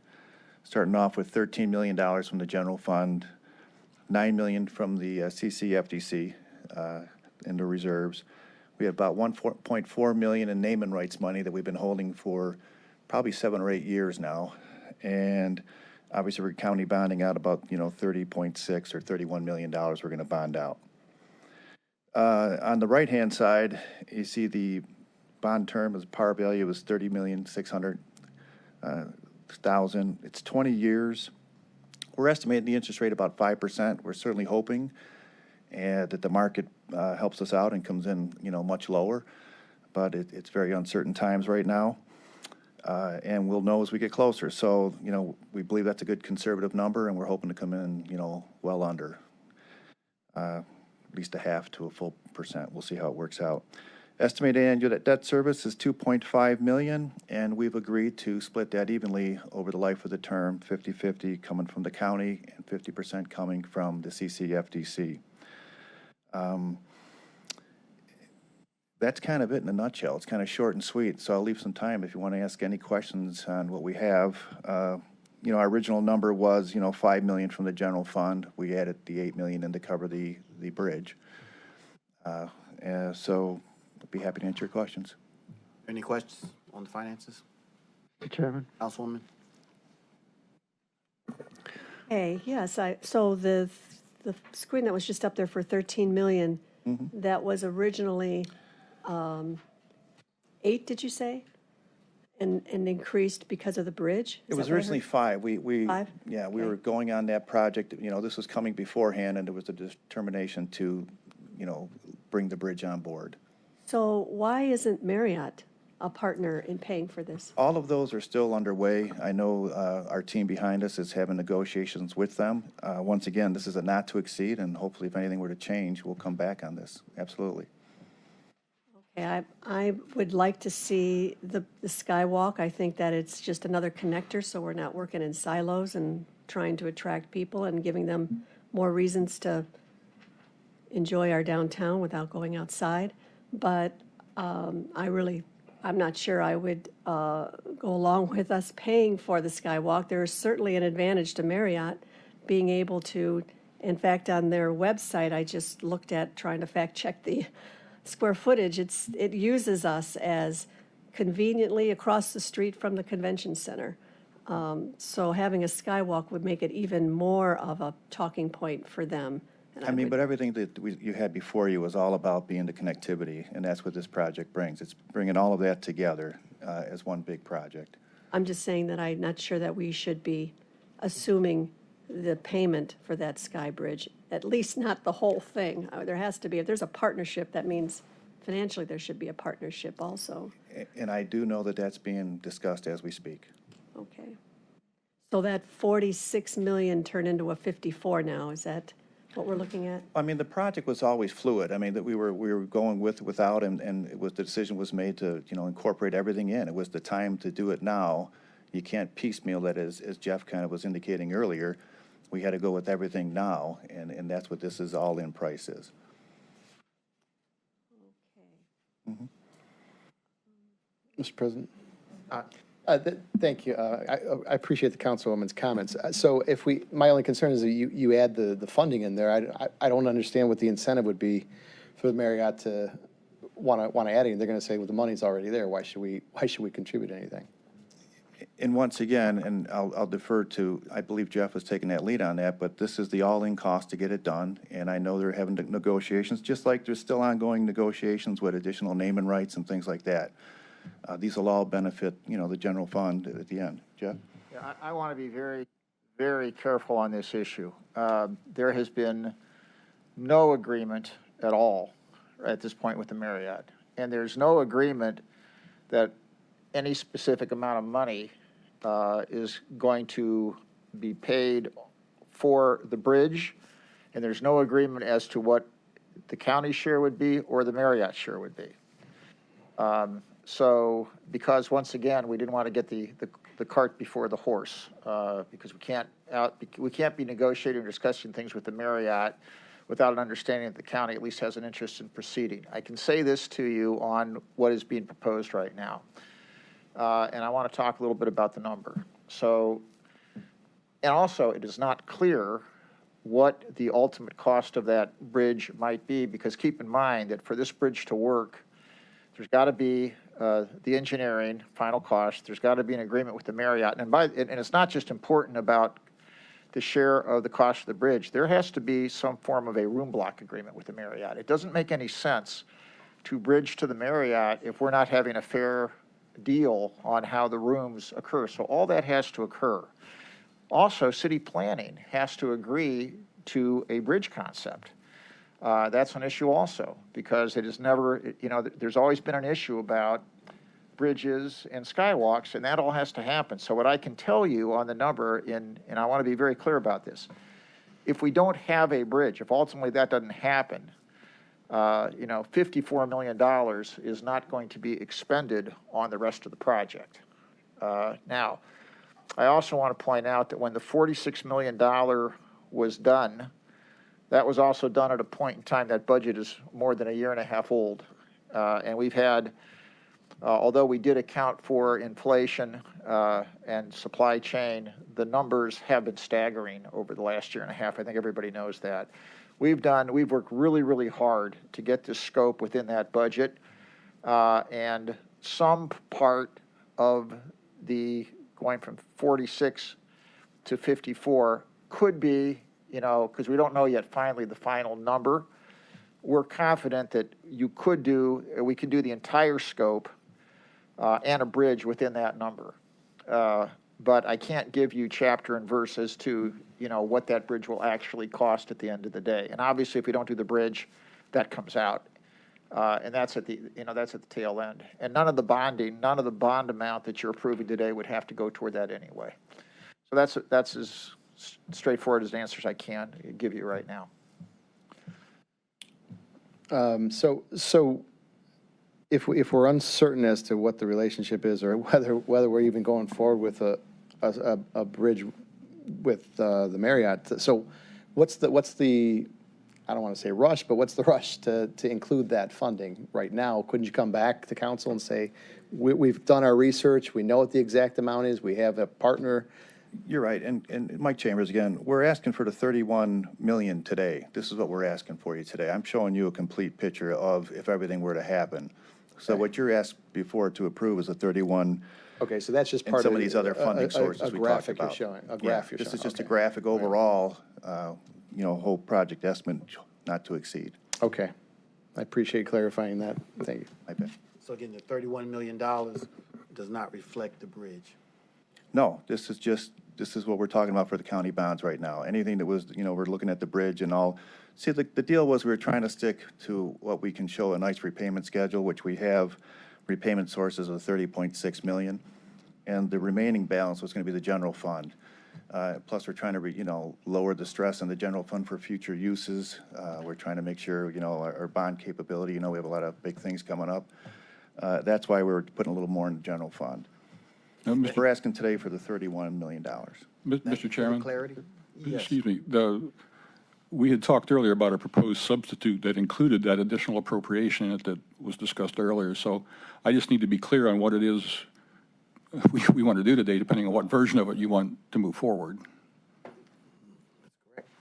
forgot about the substitute. That's my bad. Yeah.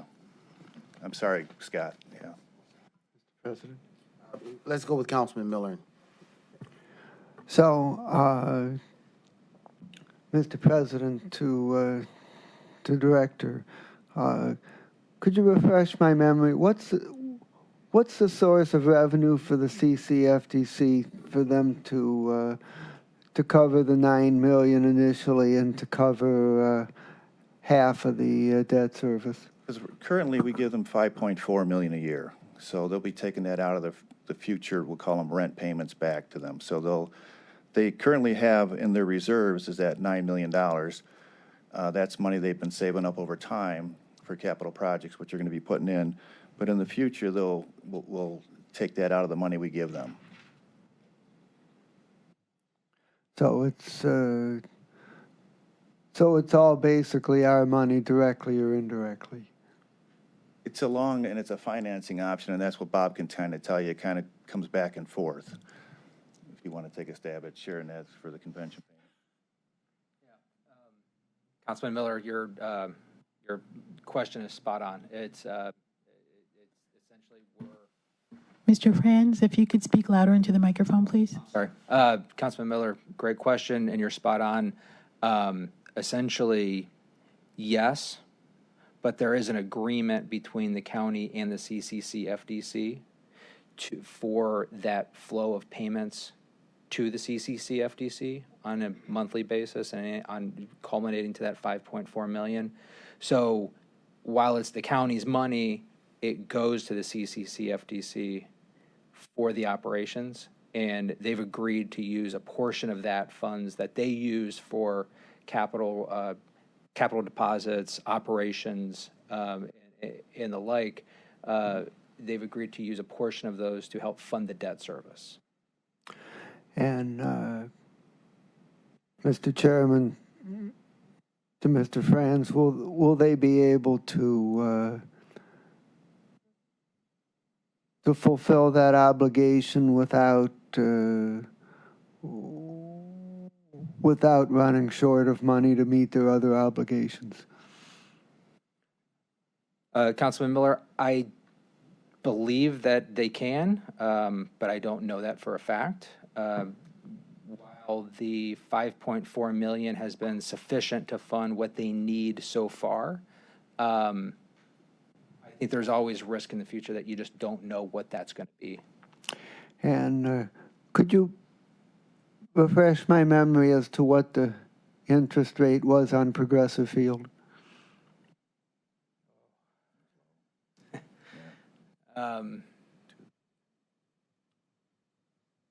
Right around the average rate. So if you recall previous discussions, the way bonds are sold in the market, you have, say it's a 20-year bond issue for this, you could have 20 different interest rates. We kind of average them all together to come up with an average cost of capital or an average interest rate.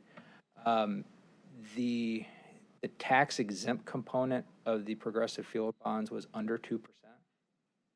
The taxable component of Progressive Field was right at 2.5%. So, given how much higher this is, as the market has dramatically changed, have we given any thought to saying this isn't a good time to issue bonds if we don't have to, we're just going to pay for it out of the general fund? That exact question was asked of me from the administration, and the response that I gave to the administration was, given the future items that are being discussed with the council, maintaining the cash liquidity was my recommendation in the general fund to maintain it there as opposed to deploying it for this project. Final question to either is regarding timing. If we're going to complete this project in time for the 2024 Executives Convention, which has been advocated, by when would we have to approve and execute this bond sale, and when would we have to get construction underway? Well, obviously, the market interest rates, and Bob knows that, are changing and daily, so the sooner the better. But I do believe we have scheduled this for the full hearing, Greg? your knowledge? No? Okay. I mean, the sooner the better is obviously, would benefit the county because the rates can only go up at this point. And we do have in that number, though, once again, Bob has a little bit of cushion in there, that 5% is our not to exceed. You know? And is there a risk that the uncertainty in the negotiations over the connector would slow down the overall project, or would there come a point where we say we got to move on this? Regardless, either way, I mean, our goal here today was to get the bond sold. I think as Jeff indicated, you know, we can certainly scale back or scale up, but as far as I'm concerned about the interest rates and everything else you're talking about, that's something we'd like to lock in sooner, the $30.6 million. But if you want to take a stab. I'm sorry, I was going to say there's no risk on the rest of the project because the way the project would proceed is the project would go forward. The opportunity for the bridge would be built into both sides as we're doing it. So you'd be able to build out the Marriott to accept it, our side to accept it. Frankly, the thing could be completed even if the bridge isn't ready at that point in time. It wouldn't interfere with that convention. It wouldn't, you know, it'd be great to have it done, but it wouldn't interfere. It's not like the base building construction that would interfere. And then that could continue on. The key is you can't preclude it. You have to design it as though it's there, and you have to have the base as though it's there. So it would be ideal to have it done in time, but it wouldn't impact the ability of the project to go forward if that component wasn't ready in. Okay, thank you, Mr. Chair. Further questions? Councilman? Yes, just going over some of the number changes since I've toured the convention center. We had the convention center naming rights at 2 million, and now I see it's at 1.4. Was there just an error in the original thought of the naming? The 1.4 is our current balance, what we have in the fund right now. Okay. So what do you anticipate then the convention center naming right revenue? Sure, and we take in about 200,000 a year. It'll go up slightly over the next, you know, each year. Okay. But that's kind of what we had it included. If you look at the slide, you know, our 50% would be, you know, our share less the naming rights that we collect. So, I'm sorry, to be that, you know, our half less any naming rights will help, you know, reduce the general fund. So we're building that in. Any future naming rights will make our payment cheaper. Okay, and the bond offering also 20 years. Originally, we thought 4%. That was going to be a 34 million. Now it's 30,600,000. Did we change on what we thought we were going to be bond? I'm just trying to compare numbers from not that long ago, a few months.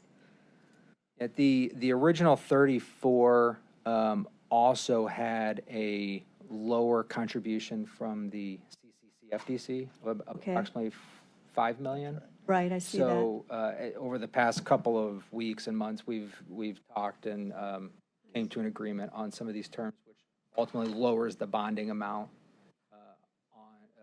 in front of you today. The 20 years is fairly standard, especially for a convention center. You know, hate to go out super long on something that you know could almost be, you know, to your line of questioning before, could almost be outdated in 20 years. So going out longer, even though that would decrease the annual payment, it's a balancing act there. And the 4% estimated rate is just a function of interest rates since really since the first of the year that have increased dramatically. If I may, how did the CCC-FDC contribution increase from 5 to 9? Where did they come up with the extra 4 million? It's almost twice as much than originally thought. I mean, that was an ongoing negotiation from the beginning. They originally wanted to put in 5, and looking at the numbers and speaking with the executive side of the office, we felt that they could afford 9. They were carrying a healthy balance. Okay. And so that's why it went from the 5 to the 9.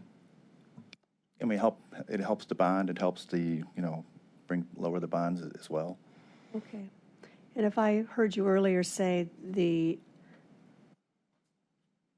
amount that we're bonding today, the request, that includes inflation and any type of delay in materials and things, that number has not changed, and I mean, I think that's what Jeff was indicating with, why we're making up the difference in the cash side of things. You can understand, the less we bond now, I mean, we have a lot more coming down the, up in the future. We have a lot more bonding with the potential new jail and everything else going on. That was the other reason why we kind of pressed in for the CCFTC to kick in a little bit more money. It'll help us in the long run.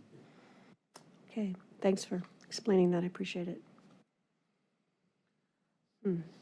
Further questions? So I do understand correct that we are asking for the full 54 million, The full 54, the 14.4 as well, which Yes. would cover the bridge as well. Yeah. I can say we know we are not competing with the New Yorks and the San Franciscos. We're competing with Detroit, Nashville. I think I heard you say Baltimore. Those mid-level areas, and I think it was they said we had to check off certain boxes, and that bridge is one of those boxes. One of those boxes that needs to be checked off, and so it's something I support. So at this moment, are there any additional questions? If not, If I may, Mr. President, and after you. Councilwoman. So through the chair to whoever, in terms of, since someone mentioned that city planning, City of Cleveland City Planning still has to have some conversations about the bridge. So if we go forward with this today, and then say they don't agree on the skyline being messed up with the bridge, will we still move forward with the project, or just Certainly. the bridge will come out? We're certainly, yes, exactly, both. We're going to continue to move forward. We're going to continue to go out and get the bonds as we identified. And then they'll continue to work through those avenues. As we noted, the bonds is what we're trying to utilize, the 30.6 million, get that locked in. It'll just decrease our cash contribution if those things don't happen. Okay, but it also won't check off some of those boxes that Well, we're hoping everything does get checked off. Dan Gilbert talked about. Well, Yeah, I understand. it's been a big heated discussion over the years about our skyline, so I know it's going to be an issue. So I'm just wondering if, what you're proposing and what you're saying that we need, it sounds like what you really want is the connectivity versus the ballroom. So Even as Tammy indicated with the Hilton, the connectivity means a lot. I mean, people do want to walk across, and I mean, you've heard this, the whole presentation. But to answer your question, yeah, I mean, we're going to continue to move forward as if it's all happening, and then if it doesn't, then we'll make the adjustments then. So have you started the conversations with the new mayor yet? I'm leaving that up to the people behind me, yes. Is there someone who would like to comment, who can give us some insight? Jeff? Not sure. Did you ask the question, have we started conversations? With the mayor, City of Cleveland mayor. There have been communications, and there has been discussions, and I don't want to get ahead of the game, but I'm more optimistic at this point in time than I would have been before.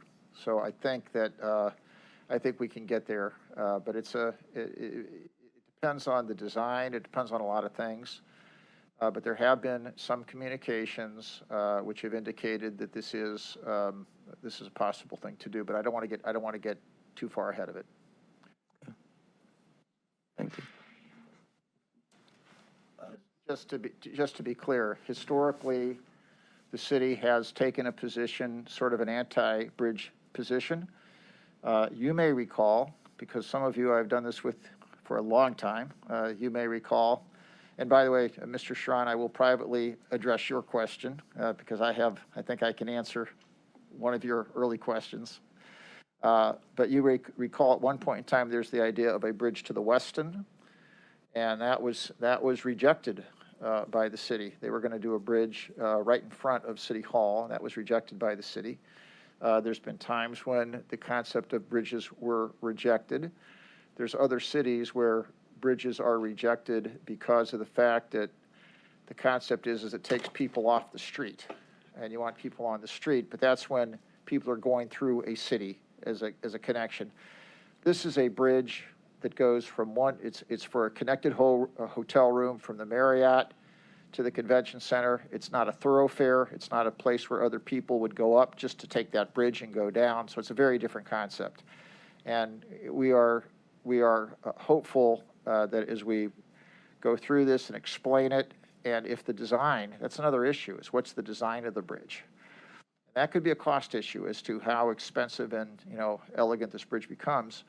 But we think that can be a productive conversation. But I'm going to say once again, I would disagree with one thing. I wouldn't say connectivity is really important, but I wouldn't say it's more important than the rest of what we've talked about, which is really the conference facility and the expansion of the convention center. So we would absolutely be wanting to go forward regardless of the bridge with the rest of it. In fact, in the early versions of this, you didn't see a bridge. That bridge concept was something that was talked about, and then in the early versions, it wasn't there, and then it reemerged. So, but I think those conversations can be productive depending on how the design is. And but once again, it's not a certainty. And if we don't do the bridge, that money will come back. I get that, but the main focus is this connectivity, and that's what I think is really driving the rest of this project. And so I'm just not comfortable with, even though you're stating conversations have started to happen with the mayor, that just going with previous history of anti-bridges in the city and knowing all that stuff. So I'm more to the mindset to revisit maybe that phases type of concept. But that's just me, Mr. President. Yes. Councilwoman Turner. Thank you. Through the chair, I also had concerns about your involvement with the city. And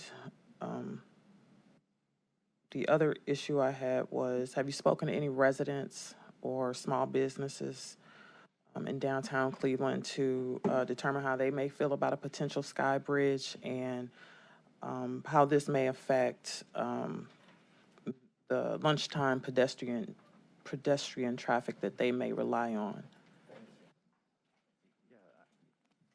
I have not. I'm here on the finance side of that. I can see if any of my colleagues have, but maybe we can get back to you on that. Okay. Thank you. Councilwoman Baker. Yes, could you explain again what the urgency is to add the 14.4 million when we are asked to support the 31 million for the bonds and to take advantage of the interest rate and try to lock that down? Why would we now add another 14.4 when we're only exploring the possibility of putting that bridge in and perhaps even get a cooperative effort to help pay for that bridge? I think we're putting things ahead of what the real ask should be here today, and that's the 31 million in bond and interest rate. I think what we're trying to do is come up with the entire project and show the funding for it, where the monies were coming from, with the contributions from everybody. I mean, as Jeff indicated, the expansion of the facility is the key. We were just trying to plan for all of it now. Well, we all understand that this is a possibility, but that's what it is.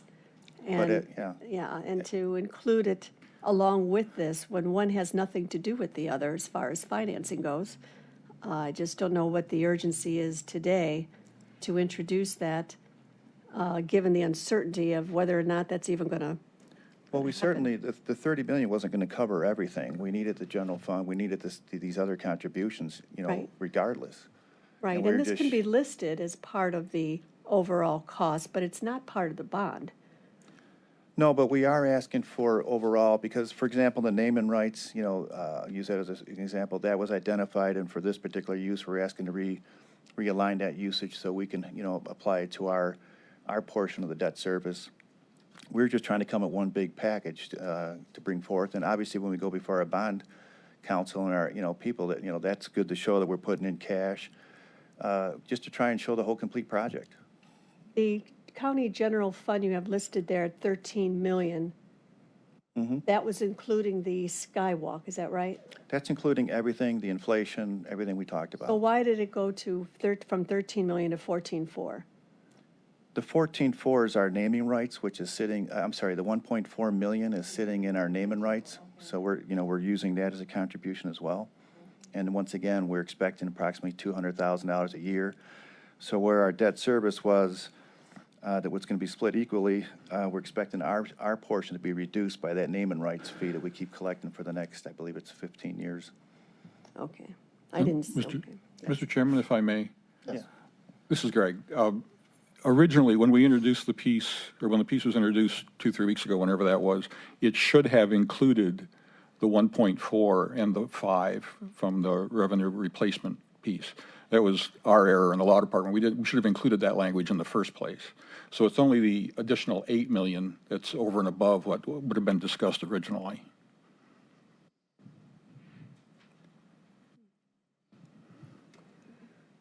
Okay, I guess I'm still a little uncertain as to why we need to do that today, why there's a substitute today for the additional 14.4 when it's really the 31 million you want to try and lock in and It's all of it, secure that. Councilwoman. I misspoke earlier. We're looking for the whole, the revised amendment is for a total of 54 million, and we're trying to show that we have funding for all of that, as identified in that breakdown between the bonds, our general fund, the CCFDC, and the naming rights. So we're showing we have a complete funding source for it, for the project. We have a complete funding source if we pay for it A all. funding source for the program. We're just trying to show that we have all the costs covered and where it's coming from, between bonds and our cash. And as I indicated, we're trying to do a balance between how much we borrow, because we are getting ready to, potentially borrow a lot more in the future, in the near future. Does that exclude any other partners from contributing, even if this, the full 14.4 was approved? Absolutely not, no. Would you be looking to find other partners? When you say find other partners, Would you be looking to have the full financing come from here, or are you still in conversations with others? no, I think there's conversations that need to be had, as Jeff indicated, but right now we're showing that we can fund this project through these resources we have. And what we need to do is we need to borrow $31 million to make everything happen. And if things change, then, we can certainly not, we're going to lock into 31 million as a bond deal. We can certainly not use our cash on hand then for that, if we decide not to proceed in a certain area. Ron? Let me see if I understand it. If we take the 8 million out for the bridge, that's what you need today. I misspoke on the 8 million for the bridge. I mean, that was inflation and everything else. The original plan, as Greg had indicated, we had less money coming from CCFDC. We got more money, but I misspoke. It wasn't all the bridge. Okay, let me be real simplistic. What amount of $54 million is the bridge on this number? All right. Struggle with this. All right, thank you. It's real simple. It's very simple. The bridge hasn't been negotiated, the bridge has been told it's been additive, so let's just take it as a separate topic. Let me be very clear, okay? The current budget, now, I want to be clear that we are still going through the process of reconciling cost, and so this can be modified, but right now, we believe that to get everything that we reasonably talked about in the beginning with inflation and everything else which has occurred, we believe that $46 million that you always kind of saw 2 years ago, whenever that was, we are right now, we believe that we are at a point right now where that could be delivered, we think, for approximately $49 million. $3 million of that $8 million right now is viewed as that contingent amount that may be needed. It could be less, could be more, but that's what we think. Right now, the portion that we're thinking about for the county to put in for a bridge, it's a number of it's a plug number of $5 million. Could be more, could be less. We are, and part of that's subject to negotiation, and we're going to know more about this as we go through, but we believe, we're confident that we can deliver this project with that number, because we have to triangulate. We got to get a budget. We have to have a number that we know that we have to work to and be less than. But we also can't proceed with design if we don't know that we have the resources. So that is what that number is right now. We're hoping, and the difficulty that we are having, and we've worked really, really hard to engineer the project, because that original 46 was before massive issues with inflation, massive issues with supply chain. Our team has done a great job of engineering around those issues and keeping this within the budget. But that is what we think we need in order to move forward. So that's the answer. Okay, so the error that we have in the regards to the resolution that's been submitted, the $31 million will not get this project done. We need $49 million on paper at this point in time. So that is the correction that we need to minimum make if we don't have a bridge included. Is that simplistically going to? Well, when you say what we need, there was always the $9 million that the CCC. Yeah, I've got that. I'm looking at your. It was always a $46 million budget, of which $31 million was going to be part of a bond issue. That never changed. That's been the same way from day one. That's been correct. Yeah, we have to issue a bond issue, and then the scope of the rest of the project is what has been added to tonight's addendum as far as the proposed substitute, plus a bridge. Correct. So I mean, I don't know as between that. I know what our budget has always been. That's okay, what I'm just going to what has been submitted by the law director. To leave out the bridge would put us at $49 million based on what I just. Essentially, yes, but once again, before all the fine tuning is done to know exactly where this goes. Okay, I'm just trying to get to a clear understanding, because I have been a bridge fan for, as you know, that building should have had a bridge from the very beginning when I was advocating that 10 years ago. So I'm not off that. That bridge over there I advocated for. So bridges are a good thing, and I think where they're a negative is like places like Milwaukee, where they're taking office people off the street and not putting them on there. This is a hotel to a convention center. That's not taking street. That's not taking people off the street. On the negotiating committee to make sure we get it done. Yeah, I would be happy to be there in that regard. Being a Marriott user, I'll be happy to be part of that. So Jack, if just one moment, I'm going to ask Trevor. I've asked Trevor to just come up and just give us a little insight, because I want us to have clarity on this issue. So perhaps you can just help us with a little bit more understanding for council. Good afternoon, council members. Trevor Meckler, County Council staff.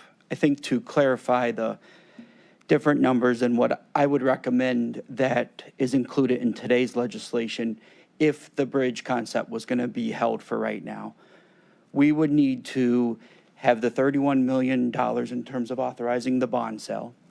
Then we would need to appropriate $6.4 million of what we would call general fund appropriation into the legislation. 5 of that is what council and the county executive agreed to spend from ARPA dollars, $5 million towards the project, and then 1.4 is what our fiscal officer has indicated is available in the naming rights fund.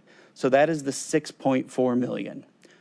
What on top of that to get to the 14.4 is the 8 million that is being referenced to complete the overall project that would include the bridge as well. If council desired today to hold that conversation for now, I would recommend that we include at least a 6.4 million figure into the legislation instead of the 14.4. All right, Trevor, so I'm going to give that back and say it this way. On the screen is $54 million. Of this $54 million, there's $8 million for a bridge built into this number. And that is obviously the point of concern at this moment, where there may be a little more clarity still needed. We have already made previous agreements, as you just said, in terms of ARPA around some of those dollars. I haven't heard too much pushback around the rest of the dollars. Council President, the rest of the dollars was always part of the project. I want to be clear. As council and the executive agreed on, they would spend $5 million on the project from ARPA, and then the 1.4 naming rights was always agreed upon, to your point. And we also have 6 more weeks. We have 6 weeks where we could give ourselves time to think about it. So that's what I'm hearing from this body right now. Excuse do me, wanna- Mr. Chairman. Yes. Can Yes, we go see right. this in writing that's different from this? If I can't see it in writing, I can't vote on it. Okay. The proposed substitute, and I can get a breakdown for you, instead of 14.4 million in the proposed substitute, it would be 6.4. And this 14.4 is 8 million for a bridge. Yeah, this, in terms of. It's 8 million for the bridge and to complete the rest of the scope. You're off by $3 million. No, I'm going from what was originally presented, right? Correct. The total project was $46 million. I want to, originally, year and a half, 2 years ago, was $46 million. We were going to contribute $5 million of ARPA, $9 million from the CCCFDC reserves, 1.4 from naming rights, and then the $31 million in terms of debt. That's the $46 million. What Jeff has presented today is in order to complete the bridge and the remaining costs because of inflation, $3 million, that is in the $8 million. But I'm giving you the breakdown of the original $46 million, which has changed in essence to $49 million now, if the bridge is not included. That's the 49 I was saying about 10 minutes ago. Right. Any further questions? Councilwoman Conwell. My other question would be, probably in the opinion of the law director. So will this bonding for this project, if we go forward, impact the jail project in any way? Actually, I'm going to punt that one over to RFA. Go ahead, take it. Yeah, great question. No, it will not. Excuse me, Mr. Chairman, Mr. President. Councilwoman. Too many different boards. We have a capacity that we're reaching toward on what we can and cannot afford and to bond. And so it may not affect that project specifically, but we have a limit on our capacity. Councilwoman, it is a great question and a great point. There's two different questions here. There's affordability and there's capacity. So we need to answer, what is our capacity? Since you're the guy who handles our books and checks on us, what's our maximum capacity that we can borrow? And I know that changes from day to day because the market changes. I would say, I'll answer it a little bit of a long way, but, and just bear with me for a second. In Ohio, counties have very broad ability to borrow. Right now, you borrow under 3 main buckets and a couple of side buckets. One bucket is the general obligation bucket. This is not touching the general obligation capacity. This is a non-tax revenue security, which is another bucket that you issue under. After this issuance, assuming the past it's a 3-year trailing coverage number, you have about $700 million after this deal under that bucket. GEO, it's based on June 17th numbers. So last time I looked at it, it was like $1.2 billion under the GEO capacity. The other bucket is what we've sold for the different sports teams under the sales tax revenue bucket. That's about, I don't want to misquote this.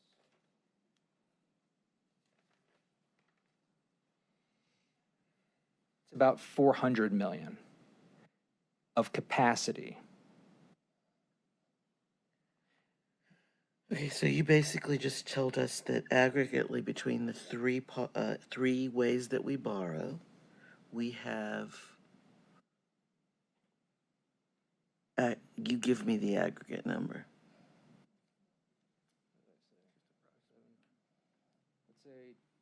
Let's say $2.3 billion under those 3 buckets, under those 3 mechanisms. Now, for the jail, you couldn't issue, unless you get really creative, which I don't think your law director or this council would would want to go this way, because I'm not even sure how you do it, you would not issue non-tax revenue securities because under Chapter 165, it has to be for the economic development, the well-being, preservation of jobs.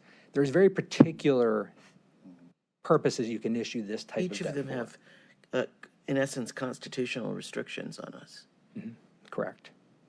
Now, you could issue general obligation bonds for the convention center, but then that would take away capacity for other needs. So it really doesn't make a lot of sense that way.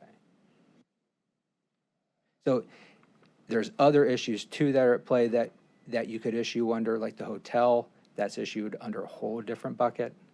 That doesn't count against any statutory debt. That's affordability 100% of the way. So now let's go back.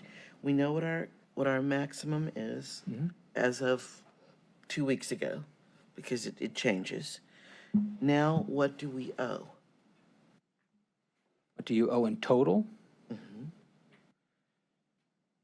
If I max out at 2.3 billion, what do I owe right now to everybody we owe? You can either do it in the 3 categories, or you can give me a lump sum. Lump sum, about $1.5 billion. So if I was doing a FICO score for us, we've got 50% of our debt out there. We're not bad, but we're not spectacular either. Not bad, not spectacular, but there's more to it. Explain. Management, budget, flexibility, liquidity is a big issue.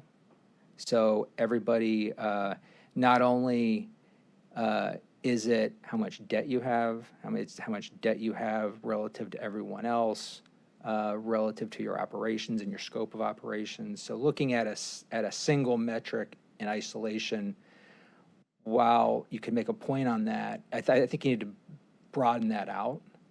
And that's what the bond rating agencies do. And so now, since the average citizen doesn't know about bond ratings, that's why my man talked about FICO.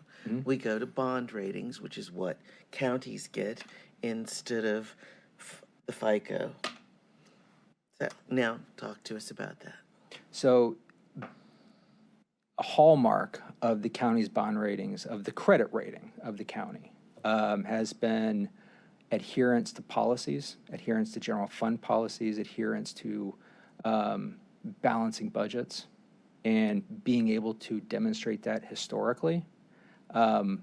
Both bond rating agencies, Moody's and S&P, that provide ratings on your debt to the public markets, have highlighted high debt burdens because there's high debt load here. There's no question.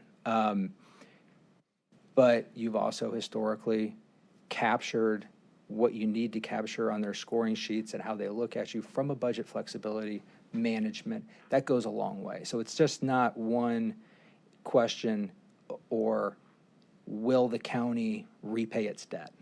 Well, you're a major county in Ohio, you're going to repay your debt. Historically, we've always repaid our debt. Absolutely. I've been involved with the county since the early 90s in one way or another, as staff or as an elected official.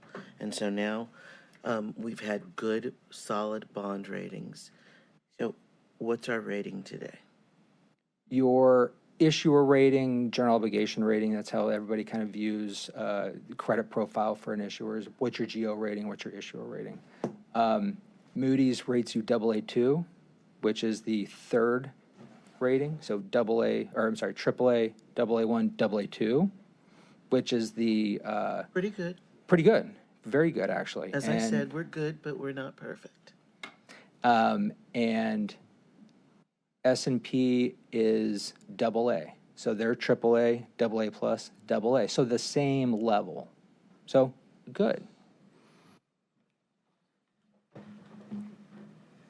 Okay, so we are capable of doing this, in other words. Let me allow Councilman Strawn to have a question. Okay. Okay, one of the things that this council did when it was first formed 10-plus years ago is we made 2 critical decisions, I believe. They were in order to talk about the bond ratings that were referenced by my colleague here, we maintained a strict policy on reserves for both our general fund levy, our general fund, and our HHS levy. How impactful were those decisions in our bond rating, do you believe? Critical. We lost too many people not to hear that word. Sorry about that. It is critical. And I failed to mention one point to in our discussion before. The HHS side of the house has never gotten the recognition it deserves with the rating agencies, and I fully believe that. You guys do tremendous work. Now, having said that, if a voted levy would fail, there's a really big question that you would get the very next day. Okay. How are you making that up? So voter support, management, there's a lot that goes into what that bond rating, what that credit rating is. But to your point, again, and I'll say it, those two parameters are what? critical. What were the two things? Reserve levels, policy limitations. For both the operating levy, for our HHS and for our operating fund, are the critical aspects of our bond rating. I would say those are very critical. And that was, Mr. President. Okay, gentlemen, would you like to make one last comment? Yeah, Mr. President, if I could, I mean, I'd like to at least hold a portion of this with respect to the bridge. I'd like Mr. Applebaum and other officials to go back and speak with the City of Cleveland officials and Marriott officials and iron out some of the detail, get more specifics for us, and maybe perhaps come back. I just don't feel comfortable moving forward with that portion of this project at this time. Thank you, Scott. And that's where I am. At this moment, this body needs a little more deliberation around the 8 million. So what I would like to do is we want to amend where we can move forward with all the other dollars minus the 8 million. So, Council President, if I could intervene, I would recommend moving forward with the proposed substitute that would say 9.6 million. I would leave 5 million out for the bridge. The 3 million is needed to complete the project as presented. So I would say with the 9.6 million, you're leaving 5 out for future discussion amongst the body. So the proposed, and I'm throwing a lot of numbers out here, but the 14.4 million is reduced by 5 million. Correct. So it's 9.4 as opposed to 14.4. That's correct, Council President. So I will make the motion to again amend our proposed substitute from 14.4 million to 9.4 million. Is there a second? Second. Properly moved and seconded. All in favor say aye. Oh, Aye. discussion. Opposed? A discussion. Thank you. Discussion. Is this going, which committee is this going to? It's going to a committee We're for still more in committee of the discussion? whole. I'm sorry? This is still Committee of the whole. So we're, Eighth and committee of the whole. It will remain here. so it will remain here. I'm not ready to vote on it. Okay. So I'm gonna say no. Okay. All right. So But it again, passes. Councilman Simon, where we are right now is we are considering moving forward without the bridge portion because there's a lot of conversation that still needs to be had around it. So the motion that I've just put forward is to reduce this proposed amendment from 14.4 to 9.4, removing the bridge. Mr. President. Wait, Council, and we are in the discussion moment now okay. about that. Did you Okay, have a I'll comment? defer to Councilman Miller, but I agree with Miller. that motion. Okay. My question is, I have not heard any talk about the bridge being built for anything like 5 million. It's been 8 to 10, and my question is, if we're taking the bridge out of the equation, why are we only reducing it by 5 million? Councilman Miller, I can respond to that. The range right now, we believe we could build a bridge for $5 million.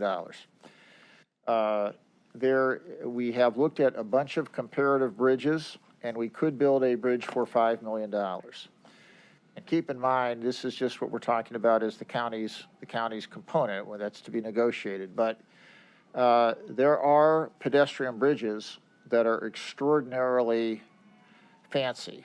And one, by the way, if you've ever been down to Columbus and looked at their recent bridge, that is it's a gorgeous bridge, glass, and it's very high art. That would be probably closer to the $8 to $10 million range. But if we wanted to do a good functional bridge that would be not unattractive, we could get that done for $5 million. So that's the range. Okay, thank you. So it has been properly moved and seconded. Discussion, Councilwoman. Yes, I just wanted clarity. Today's vote, that takes it out of committee, and it's a final vote, am I right? Because it's under suspension of the rules on the agenda today? I was ultimately going to send it to second reading, off the second reading. Okay. But at this moment, we are. Mr. President, Councilwoman Baker, it is on the agenda. If sent out of the committee today, it would only be second reading tonight. Third reading potentially would be in September. Thanks for that clarity. Possibly December. And another Yeah, that piece of happened this quick. too is the 3 million that, at least before I walked into today, was going to be 46, and now we're at 49. So that's another 3 million that it was added on, kind of blended in with the proposed skywalk. And until we really dug into those numbers, I don't think any of us realized that this increased $3 million for the same work that we thought we were going to be getting for 46. So I'm sure it's justified, but it still is an increase that I didn't expect to see this number go higher, for what that's worth. So, Mr. President, just to clarify then, so this, after today, if this motion goes through, it'll be on second reading, and we'll have further discussion if we need to. Correct. Okay, thank you for that clarification. Mr. President? Discuss. Yes. I support moving this out of committee for second reading without the bridge. And, these interest rates are only increasing. My concern is we need to lock this in if this is going to happen sooner than later. Where we're seeing the 3 million and continue to increase. So again, we've had the proper motion, the second, we've had our discussion. All those in favor of accepting the proposed substitute say aye. Aye. Aye. Opposed? No. And we have two noes. Councilwoman Conwell and Councilwoman Stevens.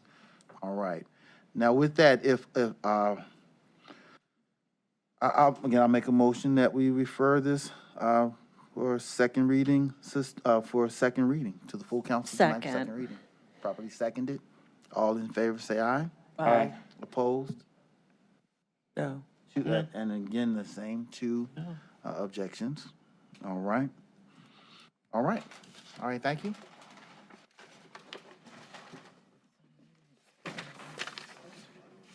Okay. So that was fun, huh? After some light stuff, that's right. All right, all meetings of the Cuyahoga County Council are open to the public under the Ohio Open Meetings laws.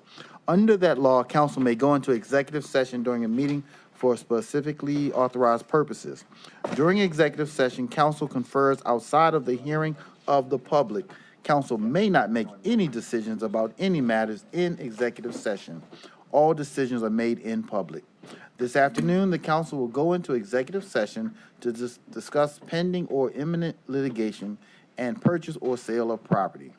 During this time, our live stream will be down, and we ask all those not specifically needed for the executive session to remain in council chambers. Council members will convene in the adjacent Committee Room A and will re-enter the meeting once the executive session has ended. Is there a motion to go into executive session for the purposes of discussing pending or imminent litigation and purchase or sale of property? So moved. Moved and seconded. Will the clerk call the roll on the motion to go into executive session? Calling the roll, Ms. Simon? Yes. Ms. Baker? Yes. Mr. Miller? Yes. Mr. Sweeney is absent. Mr. Tuma? Yes. Mr. Gallagher? Mr. Schron? Yes. Ms. Conwell? Yes. Ms. Stevens? Yes. Ms. Turner? Yes. Council President Jones? Yes. The motion carries. All right, the ayes have it. We will adjourn the meeting for executive session.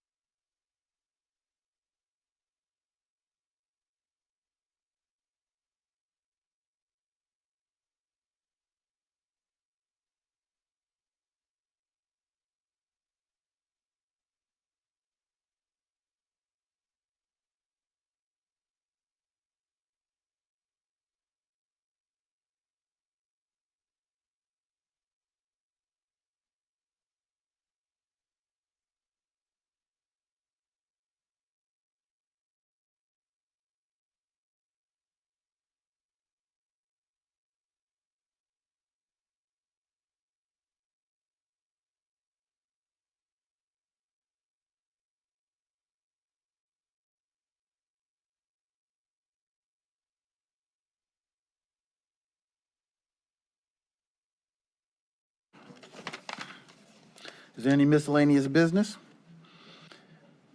Not, our meeting is adjourned. We will take a 5-minute recess to prepare ourselves for our council meeting. So a 5 o'clock meeting will start in 5 minutes.